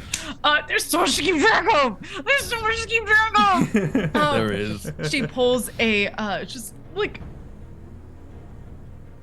broom off her back. Like, it doesn't look special or anything. It's just kind of like, wooden twig branch with like some bristles on the bottom, all together with twine, and she just goes as she hops on it and then goes zoop, 50 feet up in the air. Excellent. And then she's going to take out her longbow and where are my actions? Okay. And she's going to shoot at the weird monster that's right on top of the party. Excellent. Do it. Great. Do it. Woo. That is a 29 to hit. 29 hits. Great. And I do 14 points of damage, but I'm gonna go ahead and expend a thingy to do a dreadful strike, so I do an extra 2d8 damage. That's 14 plus 1 is 15 plus 6 is 21 points of damage with that one hit. But Okay. with my Monster Slayer longbow, I can also, as part of that attack, cast Hunter's Mark as a free action as part of that first attack. So then, it spell, where are my spells? Hunter's Mark, it does an extra d6 damage, so that is Nice. 6. Ooh, so 27 points of damage in that first hit. Okay. Second hit, 5 plus what is it, a 16 to hit, so 21. 21 hits. Great. So that is a D. I gotta go between tabs. Actions. So many things. There's so much to keep track. Guys, starting a new campaign at level 17 is crazy. It's true. It's true. That is 6 plus 10 is 16 plus a D6 is 4, so that's 20 points of damage. 20 points of damage. And then,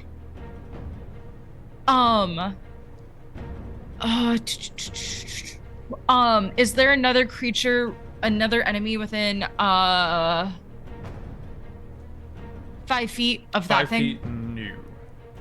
Okay, so then I am going to hang out. Okay. Big creature.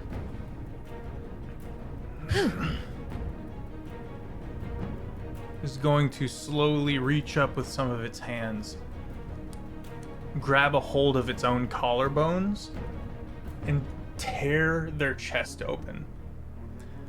Ew. A blinding blue-white light bathes everybody but Dahlia. I should have had advantage on that second attack. Can I see if I get a d20? Yes, It's let me a nat resolve 20? this first, though. Nope. Oh, okay. I need all 3 of you to make a con save. It's just a magical effect. Oh, goodness, yes. 9. Oh, also, I can make myself invisible as a Nice. bonus action. I'm gonna do that, so I'm invisible. Okay. Yeah, that's good.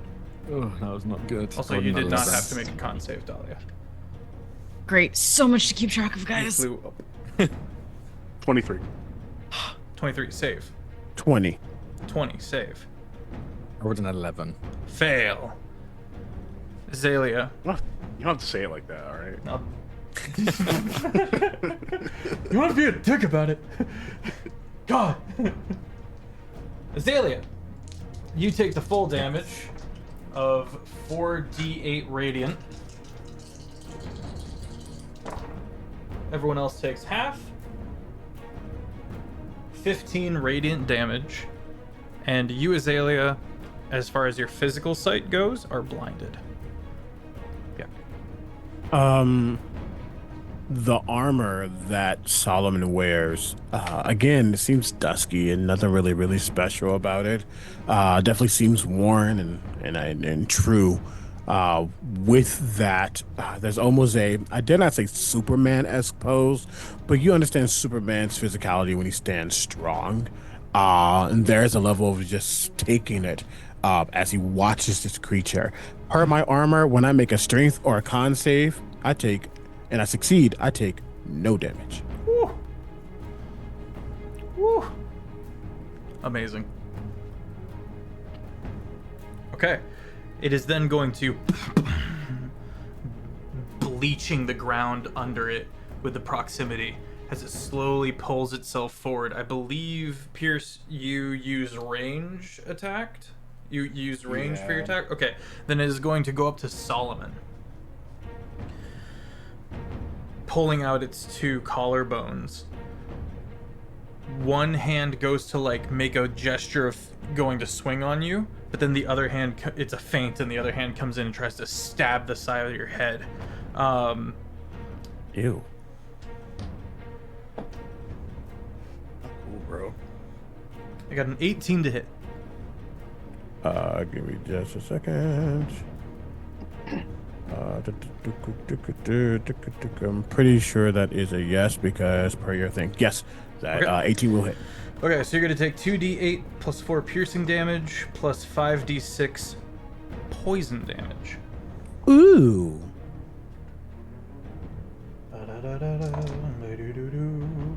13 plus 4, 17 piercing damage. Youch. And 5d6 poison.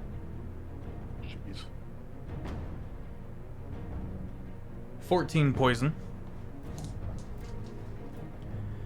Youch. Just checking that. Okay, 14. Okay. And it is going to Misty Step. So beam, 2 attacks, Misty Step. Yep. Got it.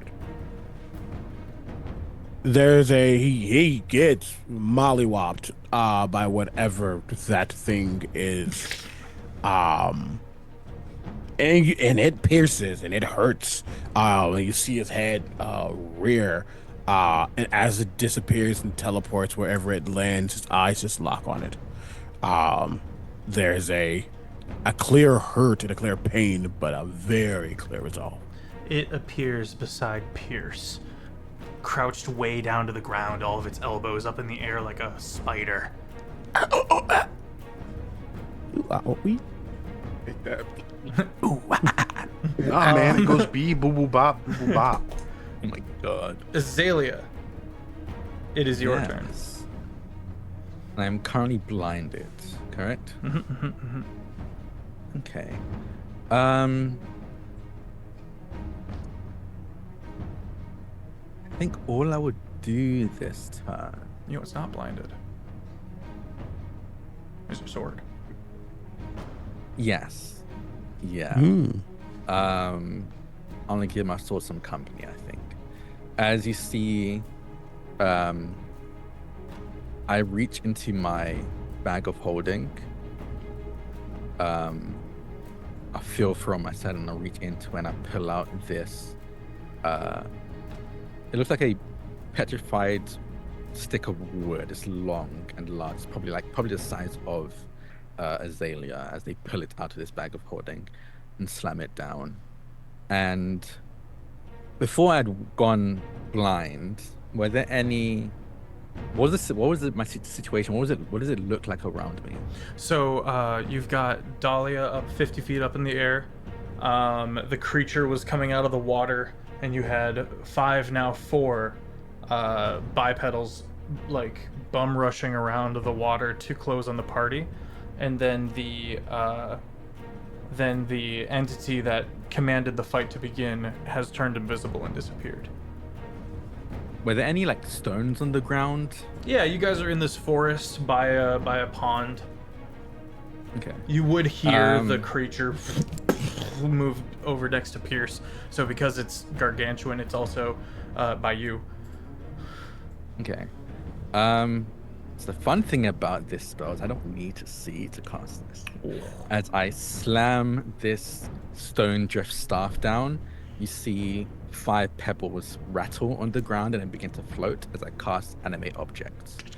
As you see, these they're kind of small. So these small objects, 5 of these small objects very specifically, float around me. Actually, no, I think they sprout legs as in the 2024 edition. So beforehand, if they didn't have legs already, they would float. But in the 2025 version of D&D, they actually sprout legs. You see these little pebble creatures sprout legs and start to like sprint around Azalea. Oh my gosh. As I cast animate objects, and it doesn't even use spell slot. I use 5 charges of this.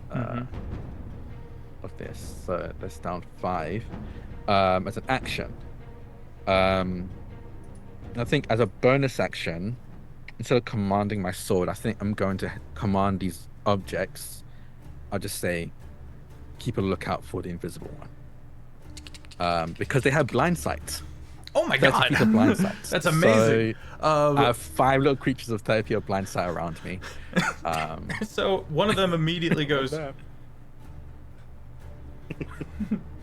I think there's a pause and go, I'm assuming you're pointing in a direction I With his cannot foot. see.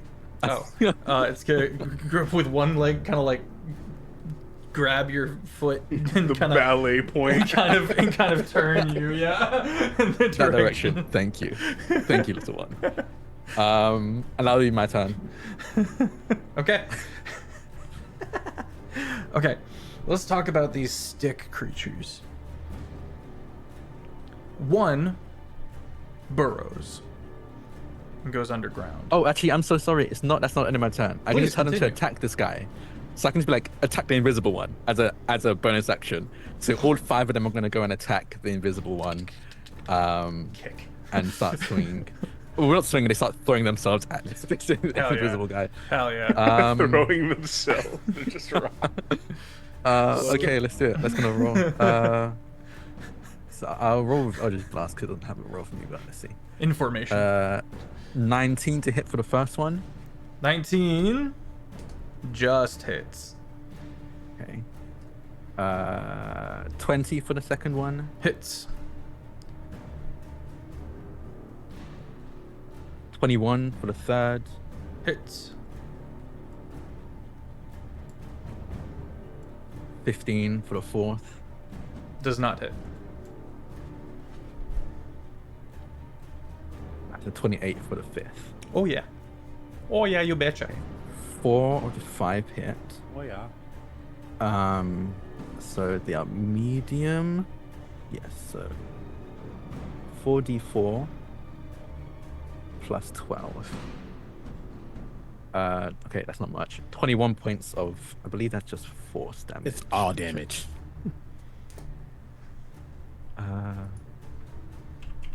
Force, yeah. 21 points of force damage.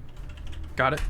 They slam their body into this creature. And I think they surround the creature, so they like get on all sides of it, and then start throwing themselves at the creature. One of them unfortunately missing. Okay. And that'll be my turn. Okay. I gotta make a bunch of concentration saves. Concentration checks. Concentration. How does this work again? I have to roll Or up emotion. to the damage? Yeah, it would be, you'd have to roll 10 because all of these are like the max any of these can do is 7 at a time. So it'd just be like, you have to roll a 10 4 And times. do I add my constitution? Yeah, Oh, thank God. it'd be a con save, yeah. Okay. The con pluses saved me. Everything else was under. All of the 4 rolls were under 10. But unfortunately, is going to remain invisible throughout the barrage.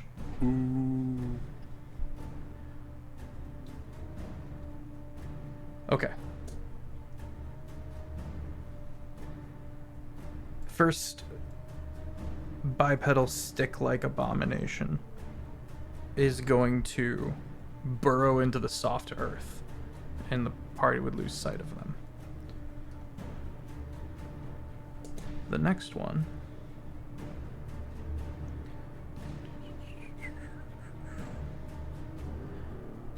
is going to cast Wall of Stone behind the party. This long wall going down into the water, into the tree line, closes you in. And then that one moves up into melee distance.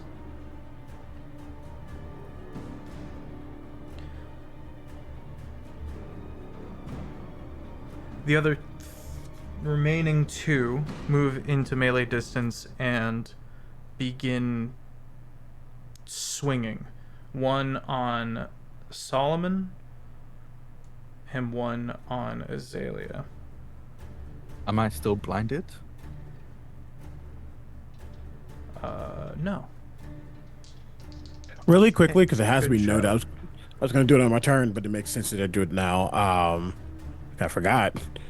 As this creature's walking up, that hit, that resolve that he had after getting just hurt, destroyed by that creature, there's just a grin as all of it disappears at once. Because I forgot to give you a -10 to that attack, so it wouldn't have hit. Ah! Good shout. Okay, one swing, two swing. For Azalea, we've got a nat 20. And for Solomon, we've got a plus 10, 24. Hits.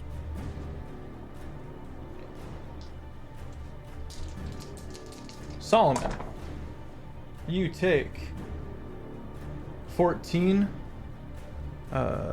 bludgeoning damage. Okay. And with a crit, Okay, disappeared. Yep. Yeah, go. Katie, come back.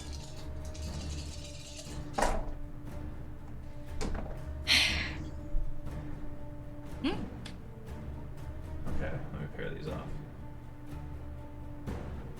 10, 10. Oh, Hold on. I'm moving the cable. 29 Yeah. bludgeoning damage.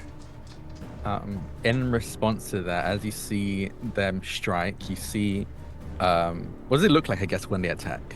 Just full on, just swinging and Just swinging. yeah, just melee thrashing against you. How far, the wall of stone, how tall is it? And how It is far away not is it? very tall. It is not very far away. It is quite long. Give you some exacts. 6 inches thick.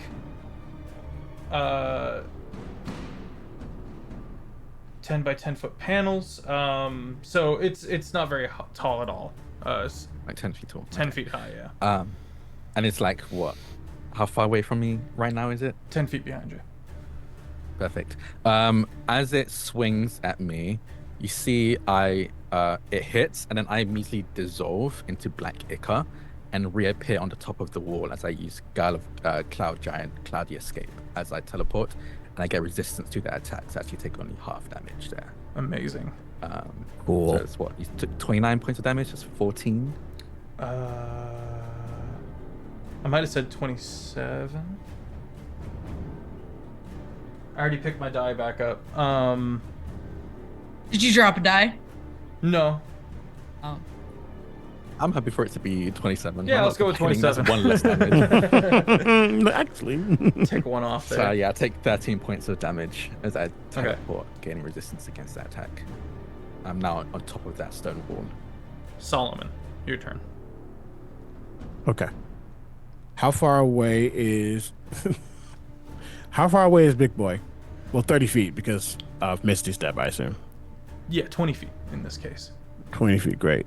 Gargantuan creature.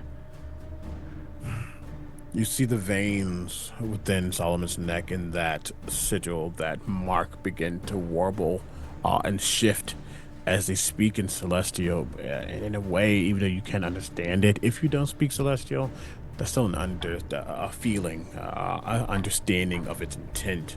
As in Celestial, they say, instill within us a favor, so that all that besearch you will fall as I cast Bless as a bonus action on myself, Pierce, and Azalea.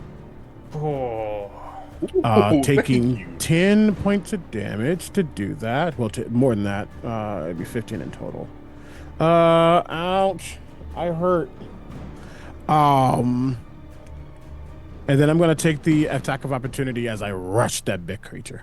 Okay. 28 to hit. Hits. Youch. 18 plus 10. 11. 10 is gross. 11 damage. Bludgeoning. I said bludgeoning all this time. Is it okay if we go piercing? Because it's Fine. because it sticks. Piercing makes sense. Well, You go. as I am Pierce, I'm going to veto that. You're not affiliated with me. You said 11? Yeah. Great. Sorry, I had to actually calculate it for that. I'm like, wait, what's the difference? Listen, when you go from, I'm shifting an entire range. You're doing great. Okay. First game. I had widened my eyes because I was like, I think it was 11. I'm pretty sure it was 11. No, yeah, I Looked think at it the was. dice. Yeah. It's 11. I'm going to rush this creature. Pulling out that staff that I have, speaking in Celestial as I grab hold of it, as the sides of where that black diamond in begin to almost burn with a dark outline of two jagged edged like razor sharp pieces of metal. At least that's what it seems like, as it is actually a great axe. And I'm going to swing twice at this creature. I do need to know my lantern denotes fiend and undead, but for something else, I need to know if this thing is an aberration. It is, in fact, an aberration. Good. This makes He's doing me the head wiggle of satisfaction. I just needed to know. For reasons. Natural 20. Okay, let's go. Math. Full dice roll. Double dice. Double the damage die. Double the damage die. Great. Then I will roll 4d12. Jeez. Let's go. Oh, I'm gonna do more than that. I'm lying. That is Oh, not the right that's bad. Oh, I'm sorry. Uh-oh. I'm so sorry. Okay, great. Let me get this first. I get to take a look at that. It can't. Yeah, I don't think it counts for the crit. Maybe it does. It needs to make a con save. It has disadvantage. I also forgot to roll -10 on you earlier. It's all good. I'm going to definitely be re-rolling those. Salvage attacker. Okay. Disadvantage? Yeah, disadvantage. Math. No. 33, 30, math, 12.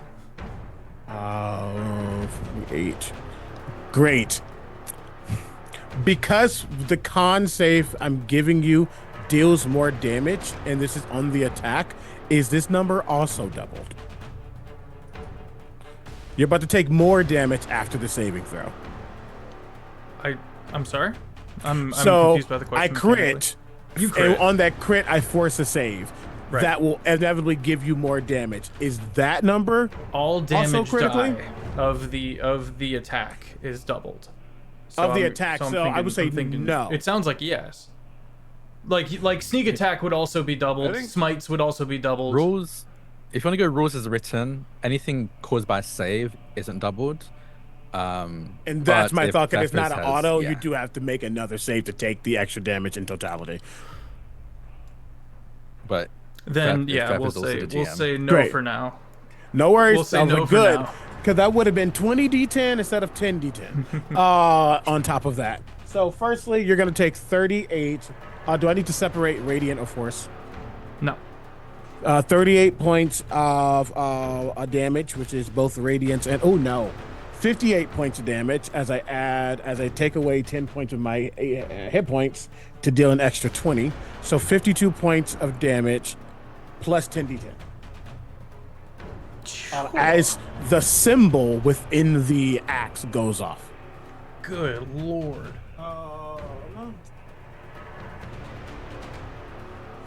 That's going to be 18, to be 23. No. 33, 36, 36, 45, 57. No. Pierce, you're on deck. 7, 62, 67 extra necrotic damage. Sorry, radiant damage. Fuck, No. dude. It is necrotic damage. Sorry. That's the action. God damn. I don't think that's going to matter right now. I'm going to stay exactly where I am. That is my turn. Okay. Top of the round. Pierce. First things first, I'm gonna get the walk away from this thing, and I'm gonna disengage as a bonus action. Gonna run. Yeah, sorry. Put my dice back down. Yep. And I'm gonna. I kind of remembered I could do that as a rogue. Sorry, Kate. I run 35 feet away. You run down along the wall towards the towards the forest or towards the water? Towards the water. Okay. And then I will turn back around, take aim with the gun at the big boy. Okay. And I will fire again.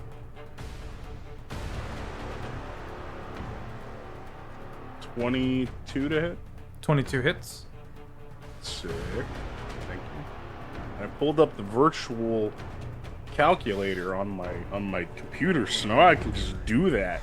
Shouldn't have told you. You guys would have been really impressed. Go look at the sometime. Go look at the tags for this Twitch channel. Also, with Azalea, are you still? Oh no, because Solomon is next to it now. I think So Solomon's closer. okay, cool. So I would still get my sneak attack. Yep. Because there's an ally within 5 feet of it. Sick. Another crit. Let's go. Dang. Ooh, okay. Not a crit. I was just rolling damage here. We might get a crit on No, the that's next right. one. My apologies. Uh, That's the one that always seems to mess with me. Historically, over the sorry about years. that. No, dude, you're totally fine. Wow, this is good. Okay, so 22 piercing damage Okay. plus 12, 15, 18 sneak attack damage Very good. plus 5 lightning damage. So altogether is a number. I've got it all down.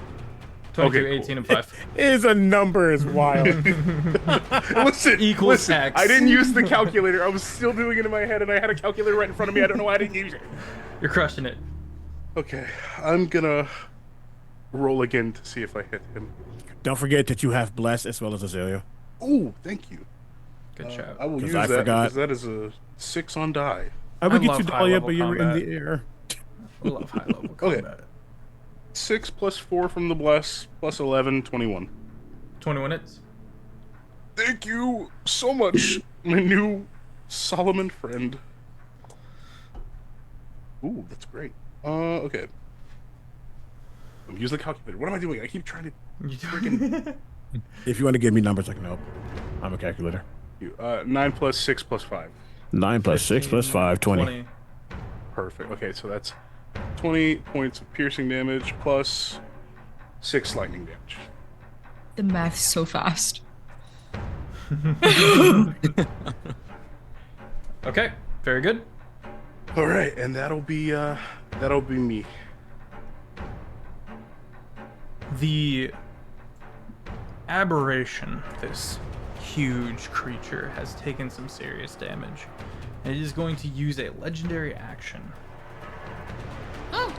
It's going to pick itself up, looking down on Solomon, and it's going to take its forehead and peel it back, exposing an eye that then fixates itself on you, Solomon. and it casts Petrify. Oh. Okay. This eye looks down upon Solomon with this mighty intent. And Solomon's already a stalwart, very strong, stone-like individual, especially in his resolve against the sovereign. Sorry, I'm the Spectre. And as this thing looks at him, death did not give me permission to stop. I am immune to be petrified. Yes! That's awesome. We just get like a master clip of all the bangers CB just drops out of nowhere. Give me permission to stop. That's crazy. That's iconic. That's wild. See, you've made some new friends.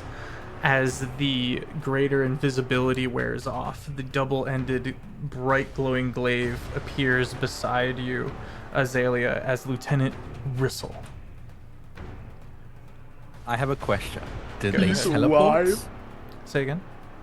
Did they teleport or did they move towards me? You're not sure, because they got to you I and then need to know the blind because sight. my animate objects were surrounding them, so they'd take 5 opportunity attacks if he moved physically. Got you. He was there when they attacked and hasn't moved.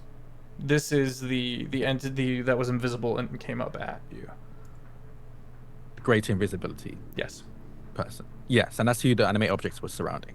Yes. So he appears and is still standing where he was when they attacked him earlier. Okay, so he isn't at me. Okay, cool. He- It did sound like you had moved, so I think you're just getting Yeah, clarity. it sounded like he if moved no to worries. me. Yeah. I was confused. Yeah. How fitting that they will die with you this day. and that's where we grab our break. Ooh. Be right back, chat. He's alive. He's alive. And that's where the alligator came from. Well, now they're gonna know where we hid the money. What a great story, you know.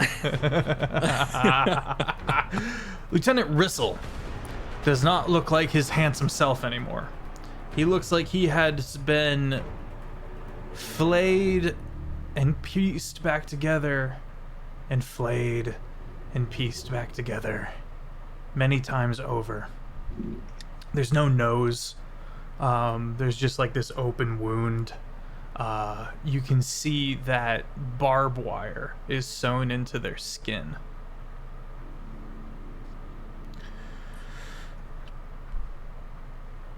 Lieutenant Rissel, oh, I'm gonna turn my fan back down. Apologies, chat, if that was kind of loud. Lieutenant Rissel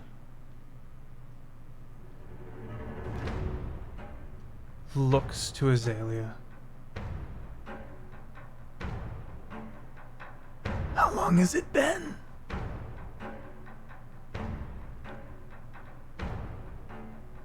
Xavier stares for a moment. I don't know who you are.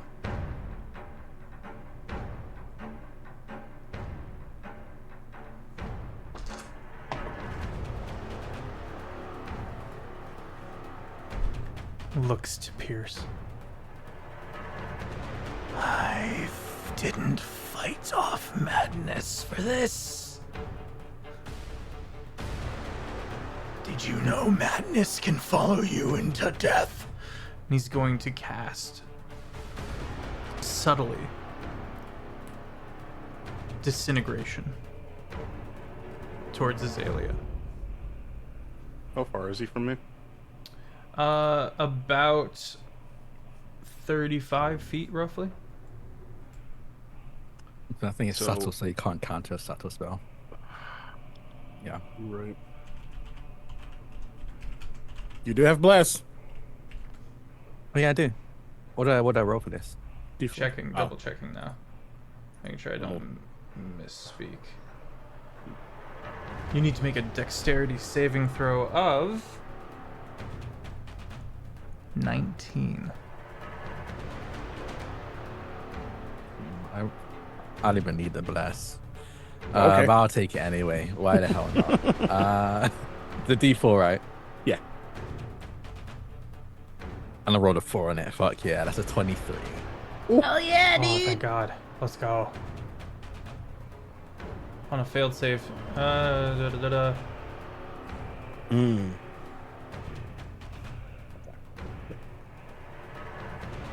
Secondary creature. Restore life. Only singular smaller creature. Does not specify that you would take half damage. Unfortunately, with Disintegrate, you do not. It is all or nothing. It's no damage? Yeah. It's an Okay. all or nothing. Okay. We. Okay. Yeah.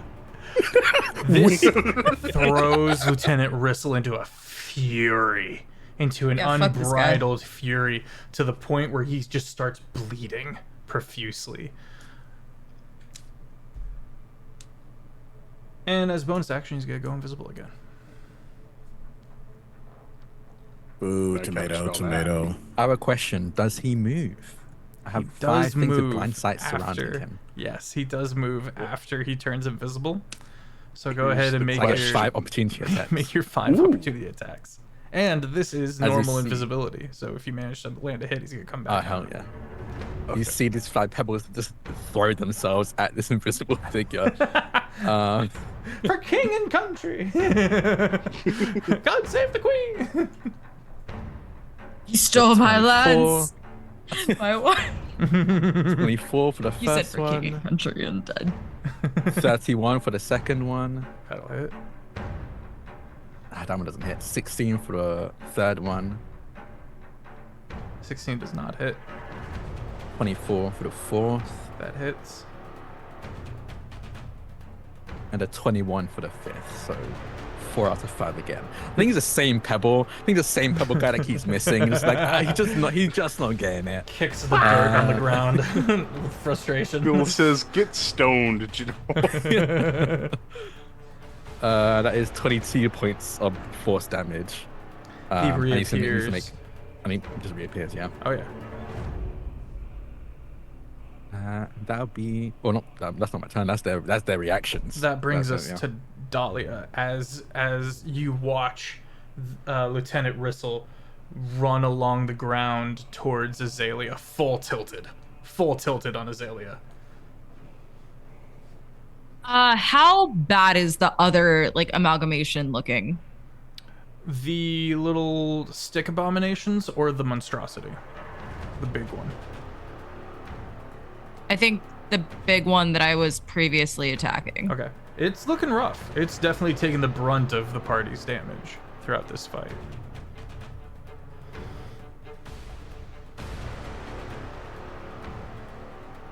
And this other guy is just going all in on Azalea.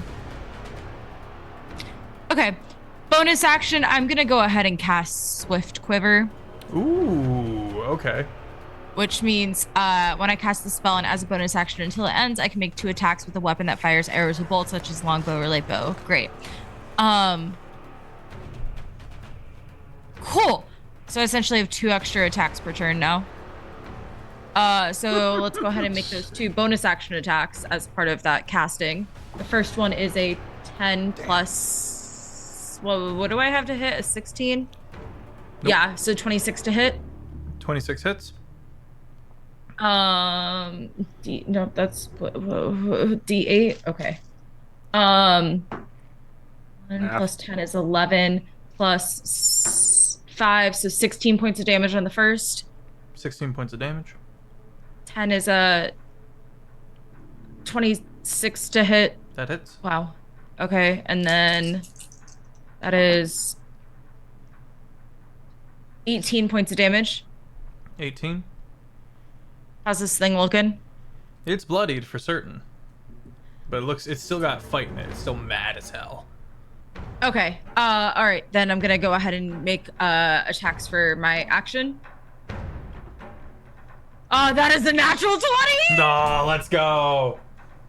Okay. So all damage are doubled, right? All Double dice are damage doubled. die. Yeah. Okay. So I need.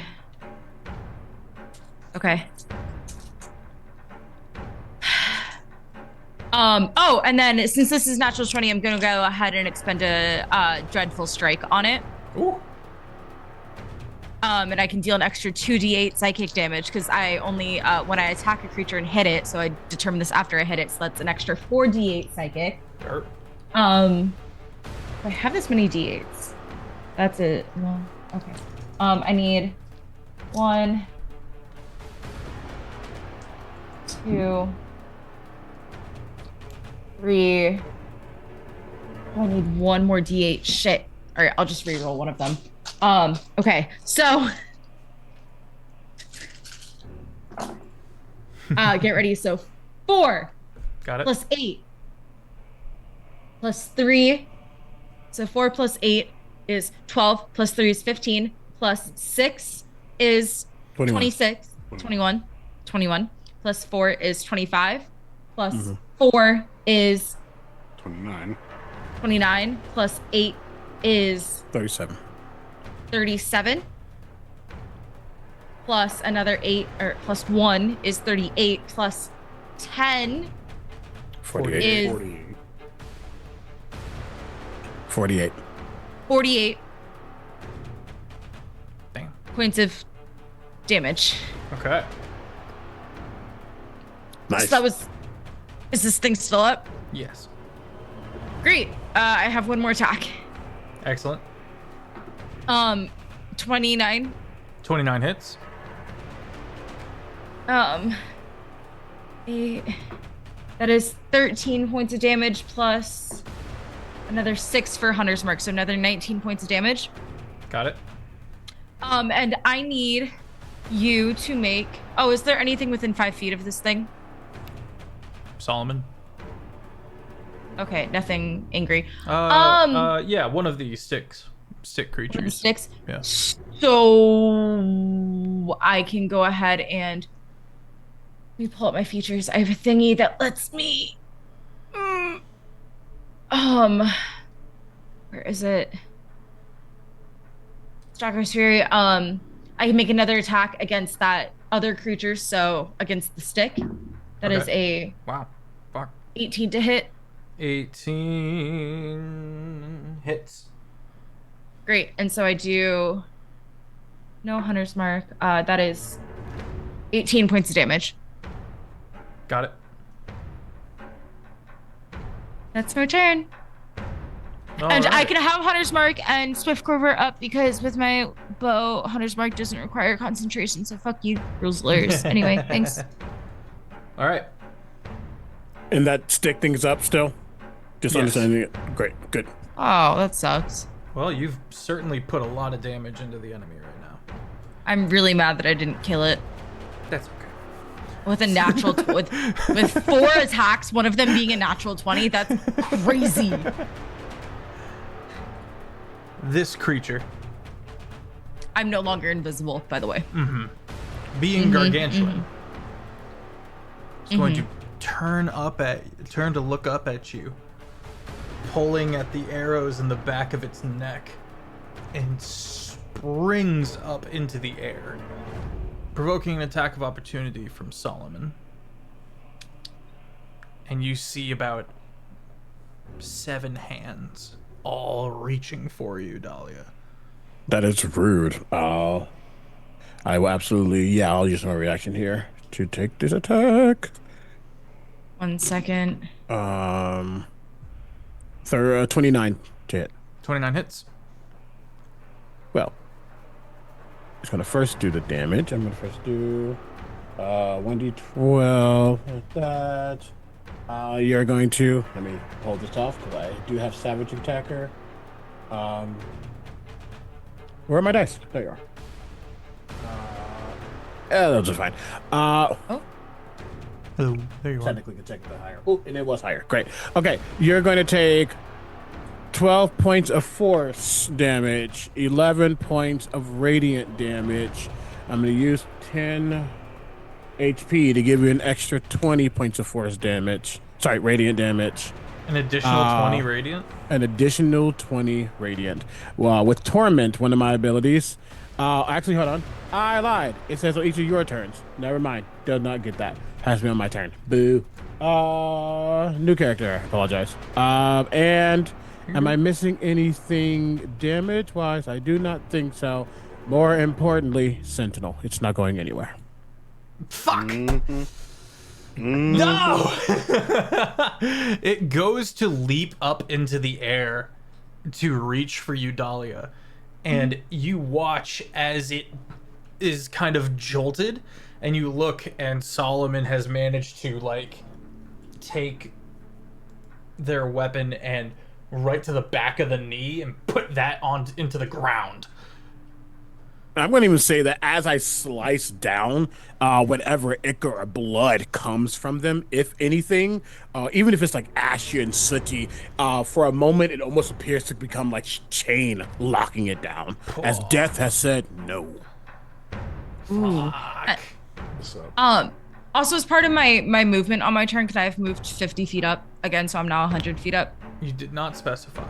And Okay. And I wouldn't have been able to jump at you if you had, so I'm gonna say no, because we already kind of went down this path. You, Pierce, watch through the scope as its leg dislocates from its hip and it falls back to the ground. Immediate raging backhand to Solomon. Youch! Immediate, just comes swinging around. I know what I signed up for. I've got how many of these attacks? 2. Sorry, 3.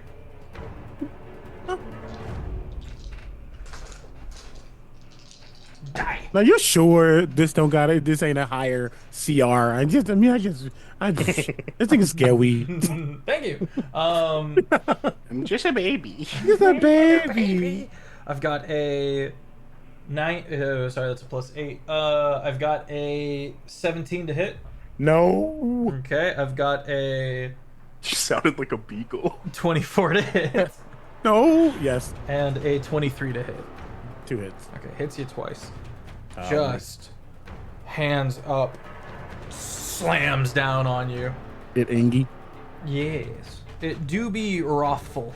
I'm not gonna lie to you. Rough.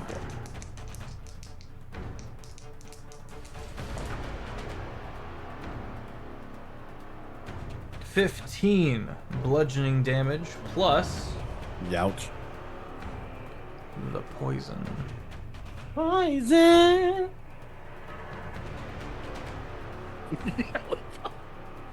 We both started. We heard it in our minds immediately. 5, 6, 7, 8, 9, 10 d6. Yeah, the 5d6 each turn is gross. But That's coming out to 44 poison damage. Is that for the first attack? Or no, That's both. both attacks. That's great. both. All right. Get that real quick. 46, you said? 44. 44. 38. Ooh, all right. Am I? I'm technically still not bloodied. Nice. Azalea. Yes. Azalea takes a seat on this stone wall as they watch this Rislin guy charge at me. Okay. And pointing my staff at them, I will shout past them, fully past them at Pierce and say, "Who is this guy?" As I cast Hex on them. Not Hex actually, as I cast Hunter's Mark on them. As you see, I watched Dahlia, and almost mimicking it exactly, I cast Hunter's Mark on this person who's charging at me. And then I will say, "Whoever you are, you're in my way." And I'm gonna very suddenly sink into the ground as I use my stone drift staff to allow me to walk. I can walk through stone and earth with my speed, with my walking speed, as I just sink underneath the ground and disappear. As I do, I will cast. I'll I'll cast Conjure Minor Elemental myself underneath the ground as I basically swim through the earth towards the direction of this guy. These elementals that you conjure, do they have a burrow speed? No, but they disappear because I use Hunter's Mark, which for me does use concentration. So the concentration on enemy objects disappears. Okay, I see. So they just become normal pebbles again. Small salute. Clack, clack. It's giving businessman. Sorry, the businessman. But actually, I just realized that those are two concentration spells I just cast. So actually, I won't cast Hunter's Mark, but I will still sink into the ground and cast Conjure Minor Elemental. Okay. On myself. All right. The creature that is burrowing is going to try to find you. Please do. With a 18, as you're moving through the space, you find this burrowing creature which immediately lashes out and tries to hurt you. But how many attacks do you have? 2. That is a 18 to hit Misses. and a nat 20. Sure. Okay. Sure is wild. I'll allow it.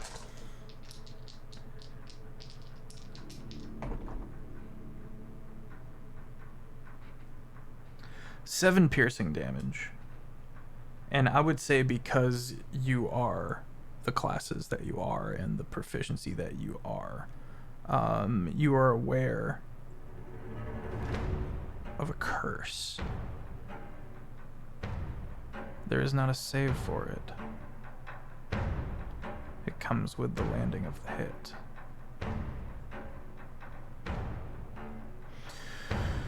Next creature. It's 7 piercing damage. Next creature is going to cast Fly on themselves.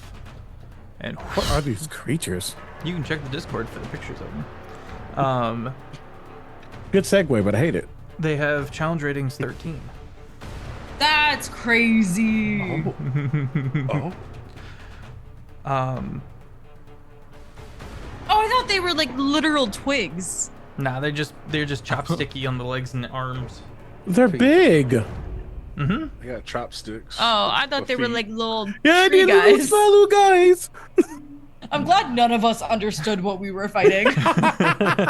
Oh Lord, that's disgusting. Oh, I just noticed the deer in the shot. I thought they were like human size. I didn't realize they were like actually Oh, we are gross. going Let's- against. Ugh. Yep. bothersome. Thank you. It ends its turn right by you, Dahlia, but it does not have the ability to swing on you. Fuck you. Gestures at you. Okay. 2 are going to scramble across the ground. Solomon, you do not have an attack of opportunity. I do not. So as the 2 run past you towards Pierce, they lash out. First one, that's cocked. I don't think either of these are going to hit. That is a 14 and a 13 to hit. Nor. Pierce. Oh. No, both of those don't hit. But why me though? Because I can. He's just shaking the dice. The second one reaches you. Oh, Again, it's cocked. 1 misses, and the second one is a 19 to hit. yeah, that'll hit. That hits. Get fucking bonked. Ow, You take my feelings. 7 damage, and you sense as well a pervasive dark influence leach into your blood. Yeah, he did that himself. Pretty much. Okay, Solomon. You see I two of promise these it's- creatures. Go ahead. No. Please explain. Do you? You see two of these creatures by Pierce. You know one went underground. One is up by Dahlia. We've got Darth Maul, Lieutenant Rissel, currently staring at Rock, trying to figure out where Azalea went, and you've got the big creature directly next to you. I don't like that. I am going to see these things go by and watch them hit Pierce. But the focus right now is the big creature ultimately, as I'm going to do a turn and swing my axe around once before coming down like Thor and Bradley TikTok. Yeah, I freaking referenced him. And I will swing on top like a lumberjack upon an axe. Nice. Yeah. I had to give you the sound effects, Andy. I saw you going for it. If only I crit on 19s. I don't. Did it look cool? That is a 32 to hit. 32 hits. Great. And then the other attack does a 22 hit. Yes. Okay. I rolled not the best on the second one, but it's okay. I'm going to do...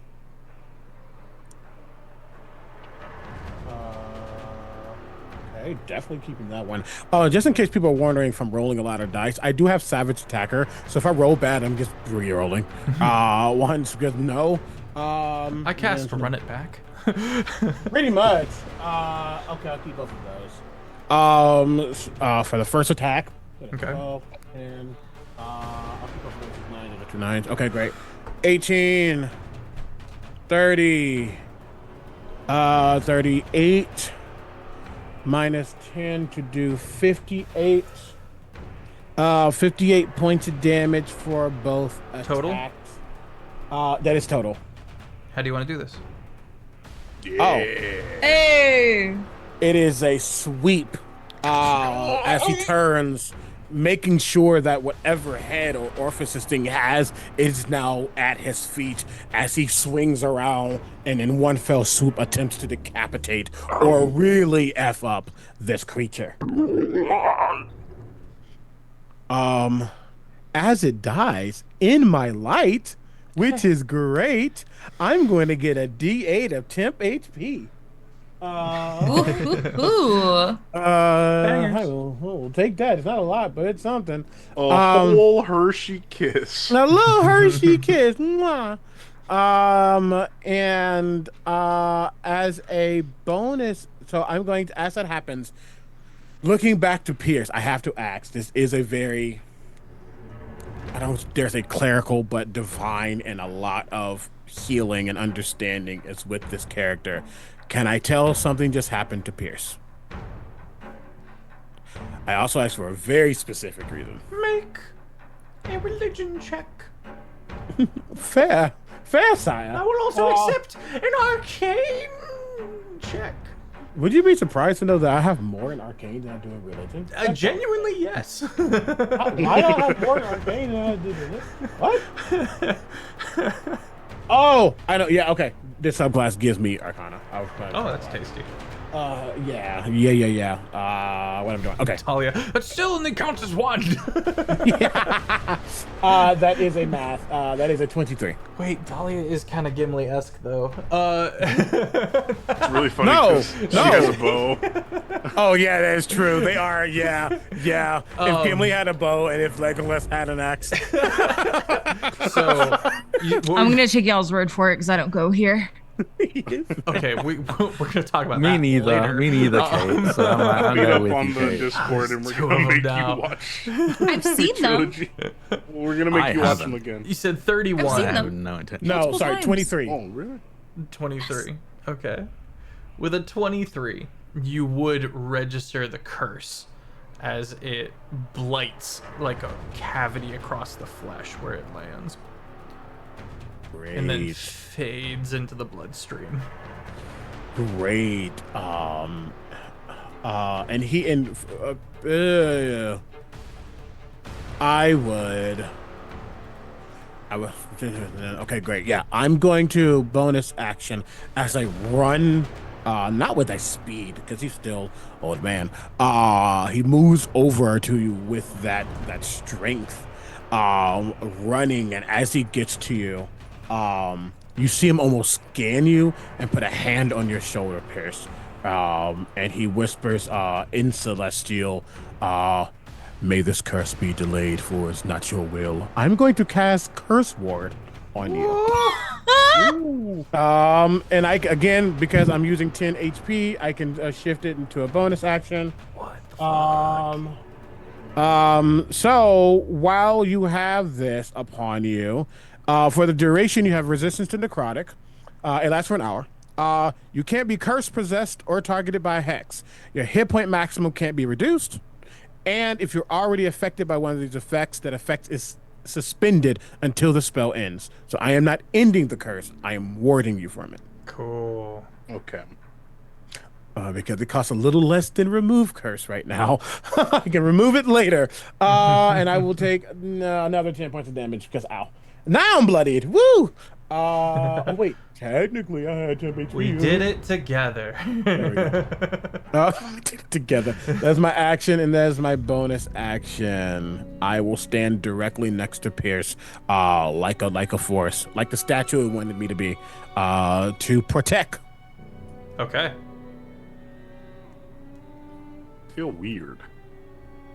Is that normal? And I'm like starting to reach into like my vest and pull out like a special looking bullet with like a clear middle capsule section full of like a green liquid. I'm just loading that into the arcane rifle. I'm like, what was that? Well, I don't even know what the thing it was that hit. I'm sorry. And I'm gonna take aim at Lieutenant Rissel. Okay. Because I'm pretty sure it's my turn, and I didn't wait for you to tell me that. No, sorry. you're dead on. You're dead on. Okay, cool. Top of the And round. I'm just gonna say, as you're blowing that, a blight was cast upon your soul. I sought to give it pause. Okay. All right. Thank you. We'll come back to that after we survive. And Sure, I'm gonna great. take aim at Lieutenant Rissel.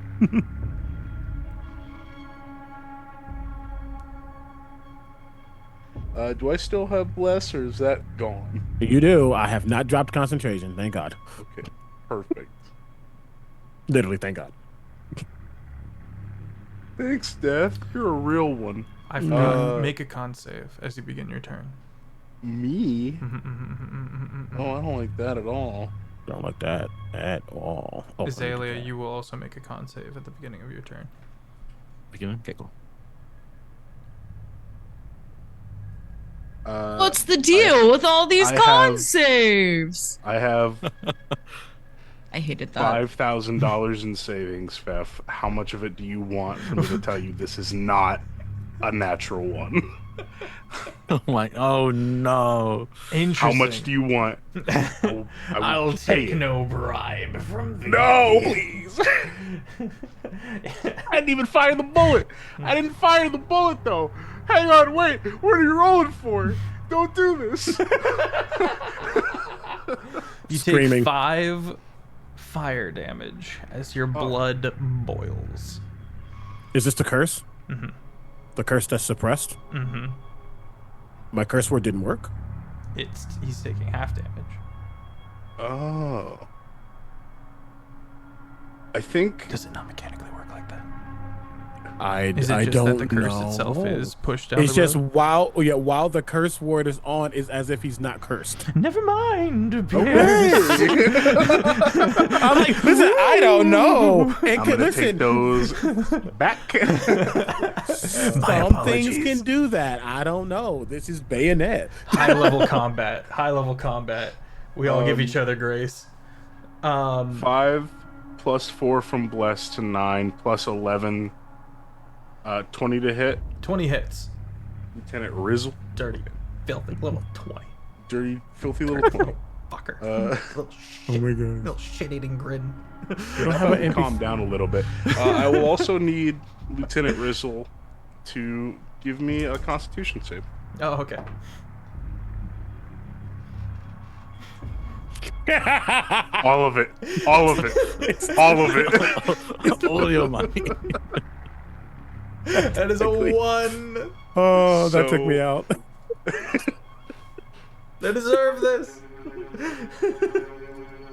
That was amazing. Okay, so he'll be taking 2d8 of poison damage as well if he takes poison damage. I'm gonna re-roll that piercing damage because I have piercing. Okay, so 14 plus 5 is 19 piercing damage, plus 5 lightning, Okay, 19, 5. plus 6 poison. Okay. And I don't get sneak attack because there's nobody by him. Okay.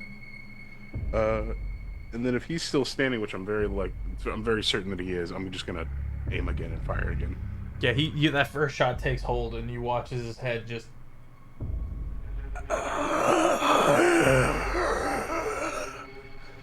locks in on you. Yeah, that's not ringing any bells there. His toes curl. This probably won't hit. 17 to hit. No. Okay, so that other one ricochets off and kind of sinks into the stone wall. But as I've already hit him, as an action that I can do once per short or long rest, I'm going to invoke a brand of castigation onto him. Oh. And so, Yeah, you will. Okay, Yeah. What's that? Run. let me go ahead and read that once I scroll down and find it. Once per short or long rest, whenever you damage a creature with a weapon that has an active right, you can sear an arcane brand into that creature. Your brand has the following effects. You always know the direction of the branded creature as long as it's on the same plane as you. And each time the branded creature deals damage to you or another creature you can see within 5 feet of you, the branded creature takes 4 psychic damage. Heard. So I'm going to slowly step away from Solomon, about 15 feet back, reload the gun, and just wave him in. Just come on in. All right, is it your turn? Why would you step away from your tank? Well, because if he tries to come at me, you're going to be in front of me, and then you'll get in his way. I know. Shield. Rushes you. I know. No. Yeah, but I'm scared. I don't want to get. The tank ain't doing too good. Oh. Oh, Let me take. that's- The double-sided glaive comes at an angle you don't see, slashing downwards at you twice with a 26 and a 21 to hit for you, Pierce. Oh, for me. Oh yeah. Oh. Oh but yeah. But I wait. Hold on. Okay. What I- Those hit, but like, how'd he get there? He ran towards you. Did I miss a? Oh, I thought he was gonna run past CB. Oh, he doesn't. You stepped have in front of those. him. You walked out in front of him. No, I was stepping Behind. back. Oh, my Oh, apologies. You I was very stepped back concerned. I was like, what do you mean? utilize the tank. See, I thought you were saying he didn't need to run in a straight line to get to Pierce. No, Got you. I was putting you as a buffer in front of me. He is going My to. bad. He is going to I blitz towards see. you. We all thought you were like, I don't need the tank. Come on. Oh, I thought no, he was no, saying he was no, going no. behind. You to okay? make Okay, not severe all of I us. got Did. it. Not all of us. Did. When you were Totally saying why fine. would you leave your tank, I was like, because you're gonna be in front of me doing tank things. See, we never said like this was like a straight line. So I'm like, the creature can just get around Yeah, Solomon you now. can and just get run to- down the length of the No road. wonder you guys thought I was being like, no. I was like, I'm like, props for the chutzpah. Props for the moxie, moxie points. Enough talking, scrap! And then I just run towards him. Blitz towards you. Does provoke. Does get in your range, Solomon. Do you have a reaction? Is he clearly trying to go past me? Oh yeah. Yeah. Yeah. Yeah, he has nothing but hate for Azalea and Pierce. Yeah, he's 100% gonna attempt to stop him. I have my reaction back because my turn was just 2 things ago. Use my black dice. Death, don't fail me now. Hey. Maybe. Math. 29. 29 hits. Okay.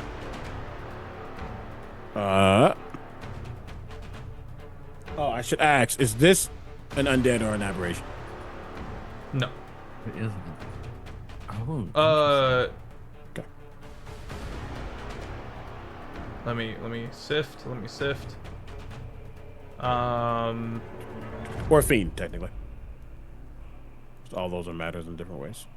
I think it's safe to say this is an aberration. Okay, that does matter here. That's a shit, so I'm going to savage attack of that. Okay, that's going to be 11 force and 9 radiant. And sentinel. Okay. Pulling up again. Just out of the reach of his quarry. He will turn to Solomon. As the glaive strikes.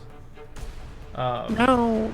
I don't remember what I rolled earlier. I'm just gonna re-roll. Okay. Okay. You rolled a 21 for one of them Okay. against me. It would hit. And the other one was very low, or did I not roll the other one? No, I think both hit, but I don't remember what the other one was. I truthfully don't either. So I think it was an 18 or a 19. either of those will hit. Okay. You cool with just saying the 2 hits Yep. hit? Okay. Mhm. 2 hits hit. You're gonna take. Unless it also has a high CR, but it doesn't. That's the specific reason I'm asking. I know.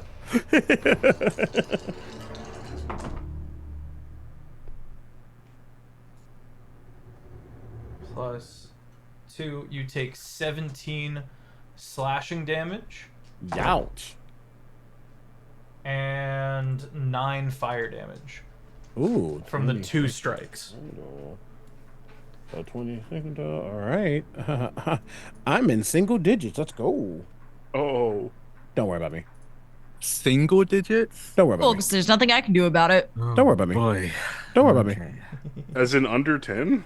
Don't worry. No. So, but just sorry, double digits, not single digits. Oh, I'm in double okay. I was gonna digits. say like that's scary. Okay. Oh double no. digits, So okay, that's fine. so sorry. Double digits. Just let the tank do tank things. Action surge. Ooh. You look as it turns to you, Pierce, and hits you with a spell. Okay, well, first of all, that Rude. Mr. Rissel takes 8 psychic damage from attacking Solomon twice from the brand of castigation. Takes 8. Yes. Yeah, you get Well him. done. Very cool.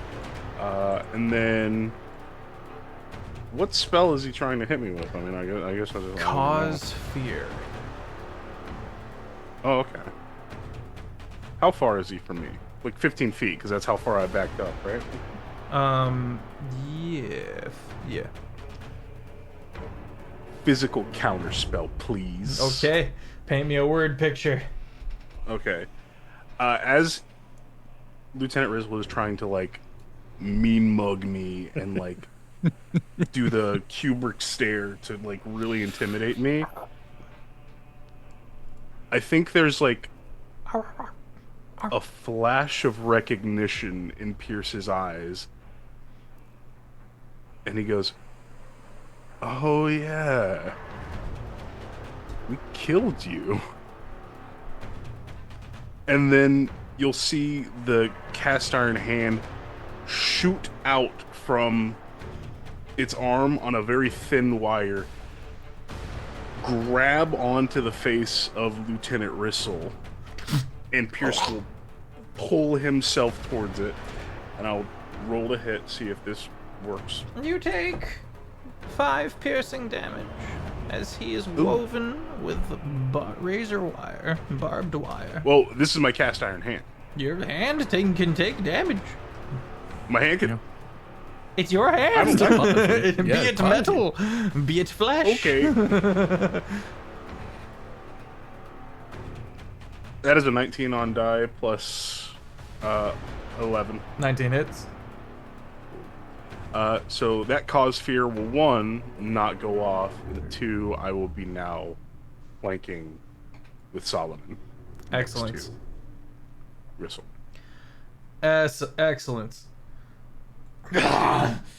Fuck you! I'm going to bitch. That's gonna be his turn. I didn't think he was a language guy. Oh no! Talia. Great.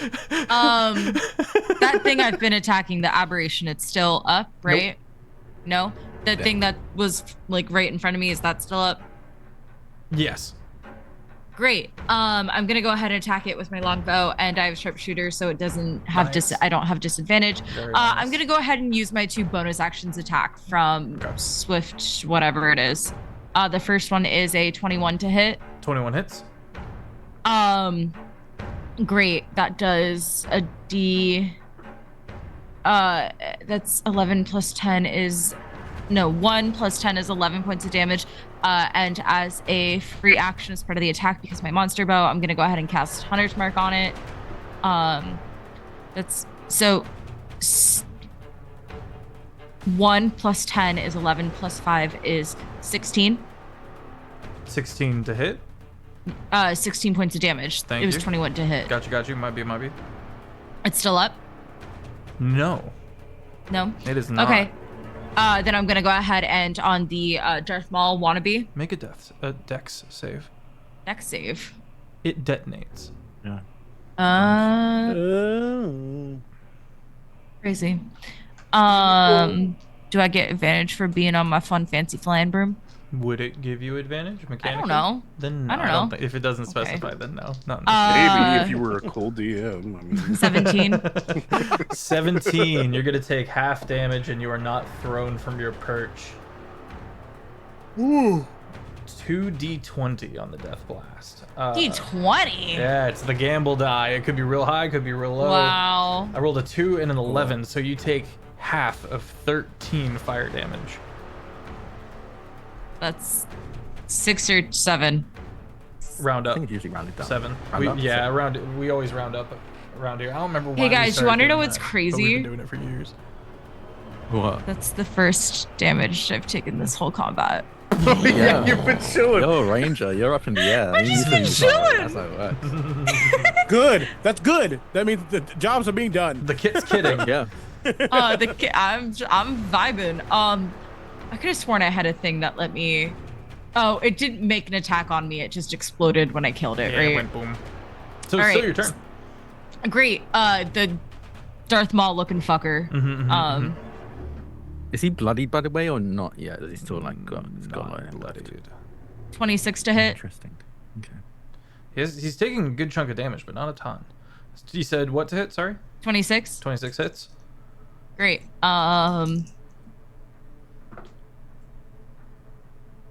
These are the two. Oh no. 11. Let me double check the wording on my thing to make sure. Oh yeah, just when you hit with an attack using this longbow. Okay, so then I'm gonna cast Hunter's Mark on that. So that's an extra 2. So 13 points of damage. 13. All right. All right, so then that's my bonus action. For my action, I'm gonna continue to attack this guy. 31 to hit. 31 hits. Great.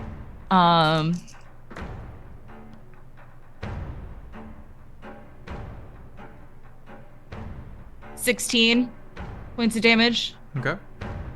Plus that's a 17 plus 16, so I don't know what that is. 33. 33. Great. Plus 14 plus 17 more. 50. Fuck. and I'm 100 feet up, so I'm gonna go ahead and fly 20 feet up. So I'm now. Oh wait, hold on. What's my range? With your longbow? I can go. Yeah, it's I can go. Oh, I'm gonna go ahead and fly 50 feet more up, so I'm 150 feet up. Okay, you're quite high now. Mm-hmm. Tell me about it, bro. Screaming. Is that your turn, Dahlia? That is bonus action movement. Yeah. Okay. Let's finish out the round, and if we're still in combat, we'll pick up there next episode. Mm-hmm. Does that work for everybody? Yeah. Okay. Azalea. Creature on you. First, You are I underground. do my con save, right? Yes, thank you. And this is the magical effect. Mm-hmm.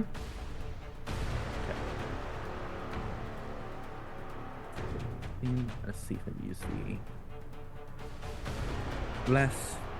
It's a 19 on the save. Okay, you're going to take half damage. Okay.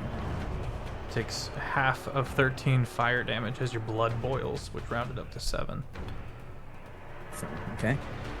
I kept my concentration. I fully ignore the creature in front of me underneath the earth, and I'm gonna move. I'll take the opportunity attack because I moved past it.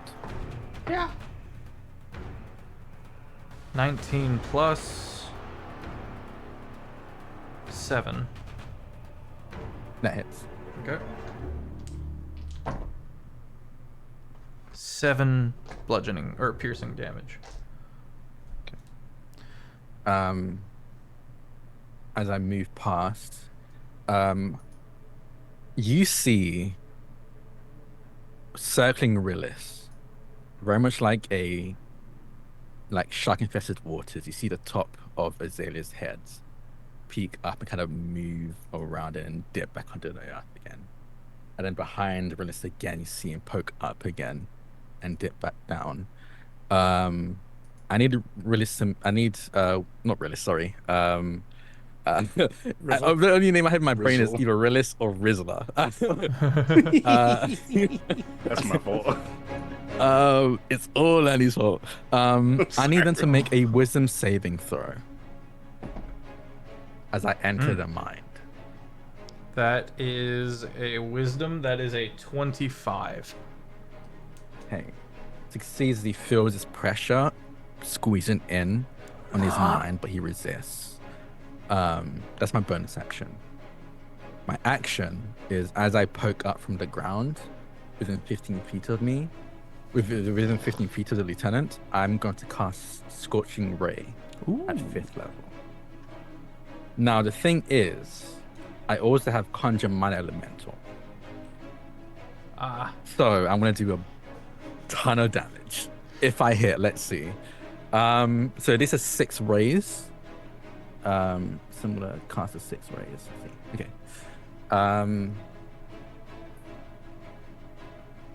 18 for the first hit. 18 does not hit. 31 for the second. That'll hit. Nat 20 for the Let's third. go. And actually, bless adds into my attack rolls as well, right? And we'll just save them first. Okay, so I'll add a d4 to that 19 that didn't hit last time. The 18 goes up to 20, at least 19. 18, sorry. Which Go to a 19. Yeah, 19 seems to be the AC for this dude. Okay, perfect. So there's a 4 hits so far. Yep. 3. 3. 3? Okay. 1, 3. 2 crit. Yeah. 1, 2 crit. Yeah. Okay. Cool. Fourth one. Nat 1. That does not hit. I don't know. You could roll it up to a 19. It happens. That one's always fails, unfortunately. That is true. And that bolt on will attacks. go to Yeah. Solomon. Hey now. Whoa, whoa, whoa. Whoa, whoa. Okay. So 30 for the 5th. No. 5th. Yeah. Yep, The 4th 5th. one missed. Okay. So okay. Cool.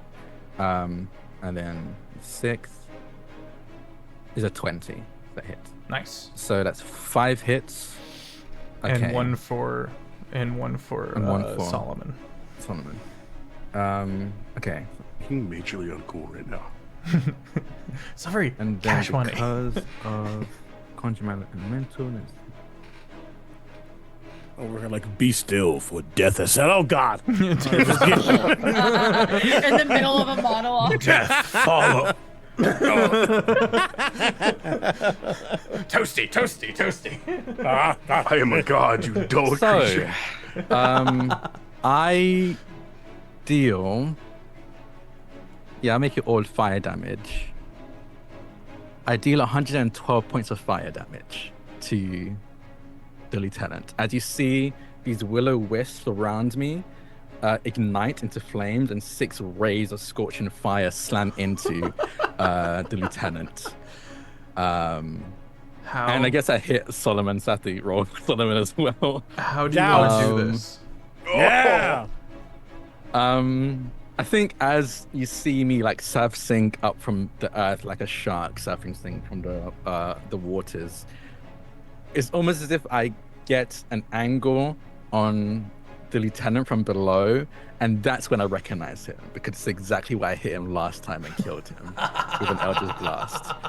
And I just say, and out loud before he's even able to react, I say, "You think you live and you learn." And I fire scorching rays, like right beneath him, and slam him into him, dealing 112 points of fire damage. And one of them strays off. I'm so sorry. Dealing. I think it's Right in the nose hairs. dealing 19 points of fire damage. Not No. ridiculous, but 19 to you. As one veers past and slams into you. 19. Coach Boomer from Sky High. Yeah, very that. Oh, love that man. Love that movie. What a good Chat, movie. I'm at 69. Nice. I need all 3 of you, not you, Dahlia, you are very high up in the air, to make 3 dexterity saving throws Oh shit. as the Man, that's remaining crazy. 3 creatures detonate upon their lord's So it was death. con last time. It is switched to Dex For the death blasts? when you For did the Blast, it was always Dex. Con was for the surf cast, I think. But I do remember Yeah. it being Dex Yeah. for the Con was for the, because I was making deck saves. So I will say, Mm-hmm. when I did my counter spell and it burst, that was con. That's why I'm That asking. was counterspell, yes. That was a different.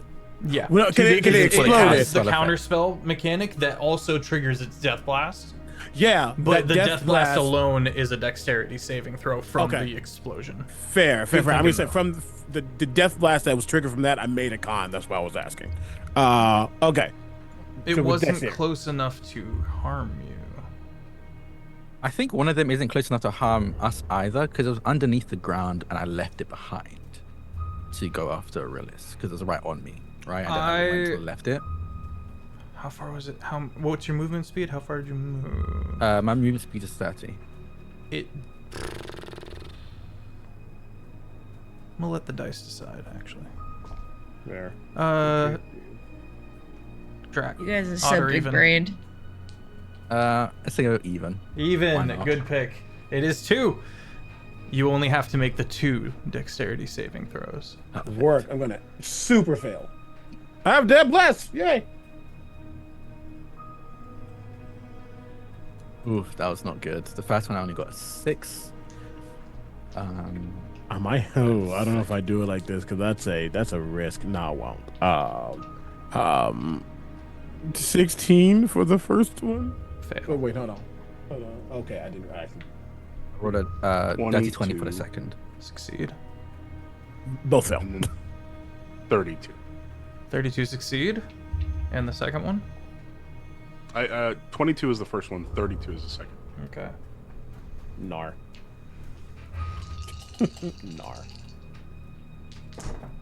Oh, you all right down there? One moment. 41. Is that together? Because I am going to technically use a reaction to have one of the That's fine. blast. That's Yeah, I succeeded one and failed the other. Okay, so you're gonna take 3/4 damage Drax? Is it 44? Of 41. 41. Someone Sorry, just making saved. sure. Someone failed both and takes the full. Pierce, what did you succeeded on both, so you'll take half. Of 22 41. succeeds. Yeah, Okay, so I take nothing. that's right. You got to play a role. quick slide and go prone into the exact You spot where should have both shown up detonations. I'm so sorry to be pedantic. I have a thing where when I take damage, I can use my reaction to half the damage. Since it's 2 different blasts, I'm technically only halving one of those. Yeah, that makes sense. So would it be 33? Yes. Okay. It'd be say 1 because it's 41 points of damage. Oh, sorry. I just thought it was did quick 44. Okay, good. Yes, Great. no, you're good. All right. Thank you. Thank you. Thank you. Boop. I'm still up. I'm still not bloody. Hey, buddy, if you go down, I got you. It's gonna take a lot. That's about all I got. If you go keep down, me I got down. you. It's a lot to keep me down. I'm not gonna lie. Dahlia, you look down and say something along the lines of like, "You guys good?" And then just, and one of them being underground and just making a bowl shape from after the detonation settles. Pierce Wipes. has perfectly just woven through these blasts. Zelia kind of crawls out of the ground, pulls himself up, and just kind of, I think, cast precipitation on himself. You see the mud and the dirt disappear from their clothing. It's about standards. I think I remember him now. Oh. Friend of yours, as she scoops down. Oof. Not what we would classify as a friend. And I'll immediately, like, checking to make sure that I'm okay, immediately go over to help up Solomon and Azalea, who already seems to be taking care of themselves and fine as per usual.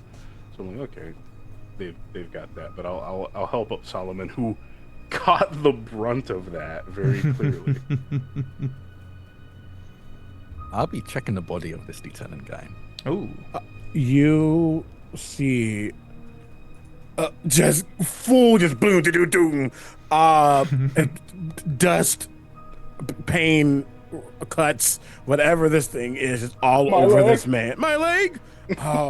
But in the span of you running over, a good chunk of that pain seems to cease. A lot of those wounds begin to close as I have healed 81 points of damage with my ability to roll my hit die as an action. I can do a number of hit die up to my proficiency bonus as to heal. And those hit die get spent. And those hit die get spent, yes. So his hit point maximum comes down. Essentially. Oh, I'm thinking of Ben's. I'm thinking of Ben's thing. Never mind. No, chill. I'm thinking of a different hit die subclass. No, just Yep. Sorry about that. Ooh, For the yeah. first time firing from beneath the ground. You see immediately, even though this man got rocked, there's still like not goofy, but a little bit of a smile at the end. But it is not to be disrespectful to Pierce or Azalea. He locks eyes with Dahlia, and then he looks for Evie. Yeah, where is she Evie heading? You guys are able to see this little shimmer that opens up into a portal as Valentine gets rid of the rope trick that he had cast, and an invisible form comes down, and then Evie pops up as he puts her down, and then he turns off the invisibility, and he goes, "Yes, we'll write a song. It'll be great." Oh no! Don't. No. Only when he sees that Dahlia's okay and that Evie's okay that he actually exhales. It's you fire. Okay. Yep. Dahlia. There's leap, leap hug.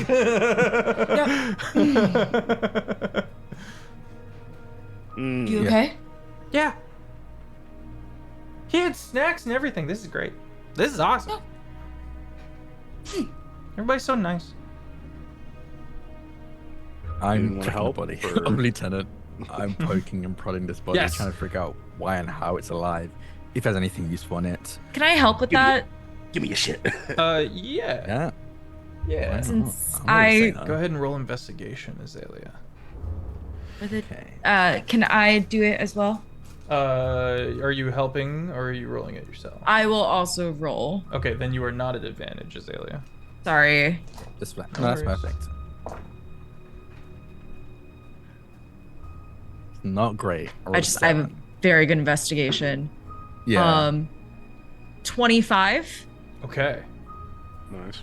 plus, if that's not enough, I can add a d6. I'd say you succeeded. Okay. A flame tongue glaive of wounding. I forgot to mention this earlier, but whoever got slashed by this double glaive, those wounds do not easily heal.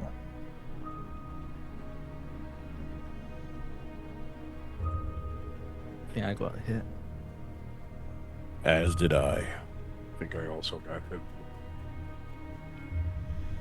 Oh, I didn't get hit. I think it only tried to hit me with disintegrate. There is a +2 plate mail within, and a strange interlocking stone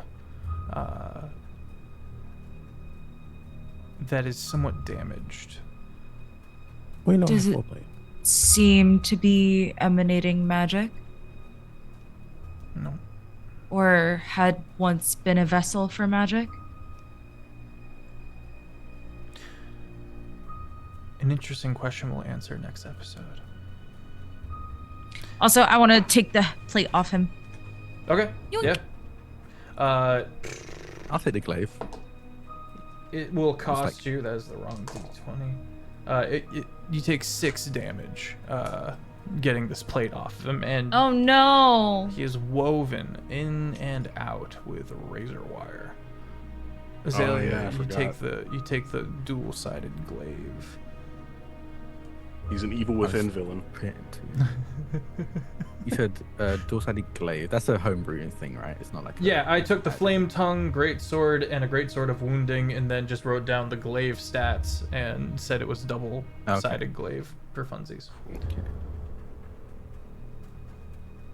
Before we split off for the night, real quick, Pierce would probably hop over to whatever remains, whatever carnage is left of these creatures, specifically the big one, and would take a sample, shove it in a vial, and specifically note the multiple arms.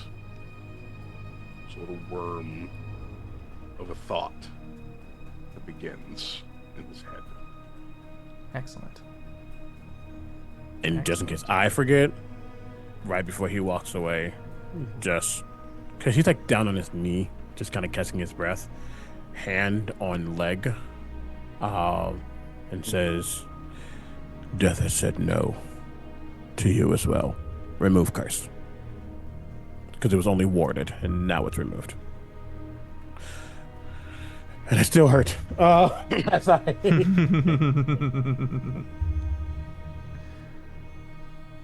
Yeah, the Tangible adrenaline of difference. combat is a little awfully paced for a guy who takes damage to heal. One quick thing. Do these monstrosities look like the Sovereign's creations? Yeah, okay. Oh yeah, Cool. yeah. Not undead ones, but But abominations his weird- nonetheless. yeah. Yeah, which is just also horrific to think about. All right. BS, but you playing. The last thing I want to touch on as the party gears up to set out is that you come upon an empty, abandoned village known as Tarse. And that's where we'll pick up. Chat, thank you for being here. I'm Sir Pfeffers, the Humble Dungeon Master of the Longshot table, and I'm so very excited to be getting back into Season 7 of Longshot. 4 weekly streamed campaigns here on the channel.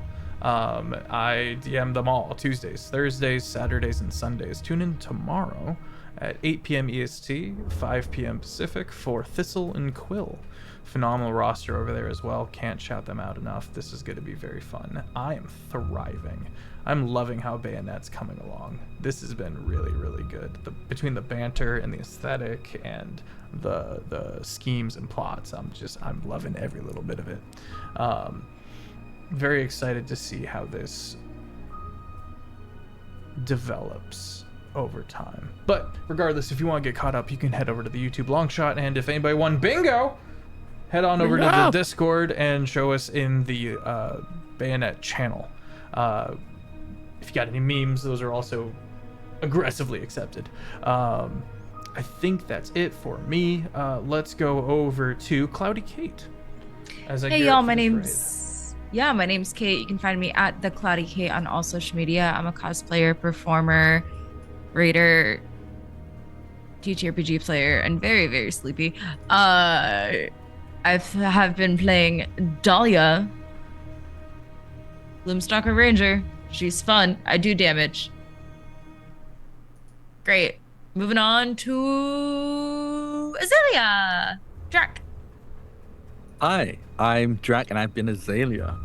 I also do damage, I guess, when push comes to shove.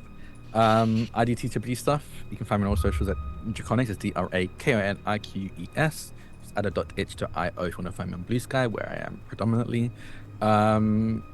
Yeah, I'm all over the place. You can find me over on, not this week, but a week after. I'm going to be back over on Table Story at 3 p.m. Eastern, I believe.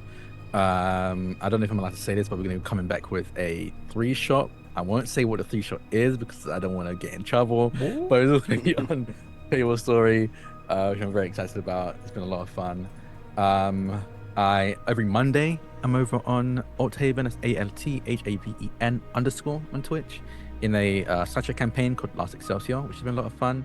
We're currently doing like basically universe jumping, which has been a ton of fun. So we're jumping into like other universes where ourselves were like different alien species. So I'm in the prime universe, I'm a Vulcan, but recently we jumped into a universe where we were all a Klingon, which is a ton of fun. Cool. And I think we ended last session jumping into a universe where we were all Borgs.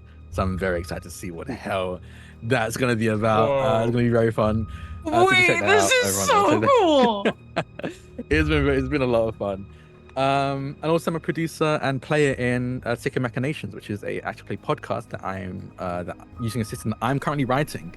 If you like stuff like mechs and mechs meets Godhood, imagine Power Rangers, but instead of like animal spirits and stuff, it's like deities from different cultures and different pantheons. Very cool and very, very fun.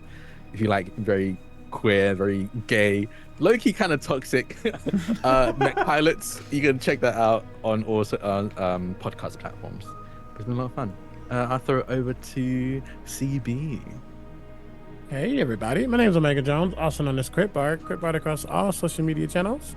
I have been Solomon McLean, we learned his last name, the level 17 martyr, who was excited to learn more about this group and bond in ways, and just also I'm excited to bond because some really cool moments are happening with this group, and the resolve is not shaken.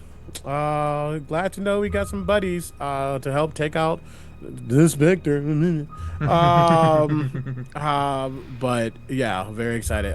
Tomorrow you can find me over on twitch.tv/CritHitChronicles for Hammerfall, the story of Marcus, as we're doing a Shadows over Baldur's Gate, which is my Baldur's Gate 3 inspired D&D campaign on Fridays.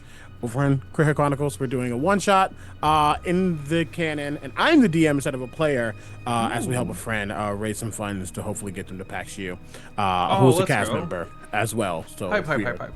Yeah. So check that out again at 1 p.m. Central Time.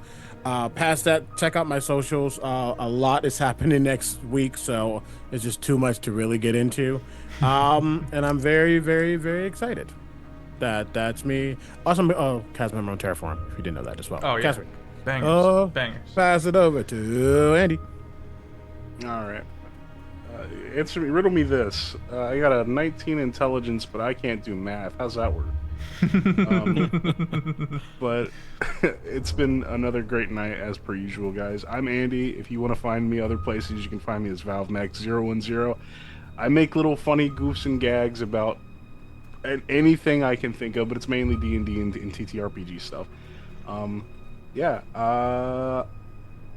don't really have much for you guys right now. Things are a little chill. So I guess find me there. And let's hope Pierce survives long enough to rectify his mistakes and kind of find some redemption for himself, because he's got a lot of guilt. What did you think of Heathrow, like, kind of just being like, hey, yo, snap out of it from being an evil aligned, like, professor in a ball? I was like, why do you care? Like, that's where he was at. But, it was a kick in the pants that Pierce needed, because he has kind of been kind of doom and gloom ever since we lost Puff, and then Molly, and then yeah. And so I think he's gonna get reamped, and he's got a lot of blueprints for stuff that he's working on, stuff that I'm not gonna reveal just yet, because I'm talking with Fef about some stuff, and we're thinking. I'm shutting up. We're doing Fef, stuff. take us out. Oh, okay. Everyone pile into the sorry. Old joke. Everyone pile into this raid. We're gonna kick it with Smoking Barrel Tavern. Phenomenal rest of your night. I'll see you tomorrow for Thistle and Quill. Bye-bye. Bye, everyone. Ah.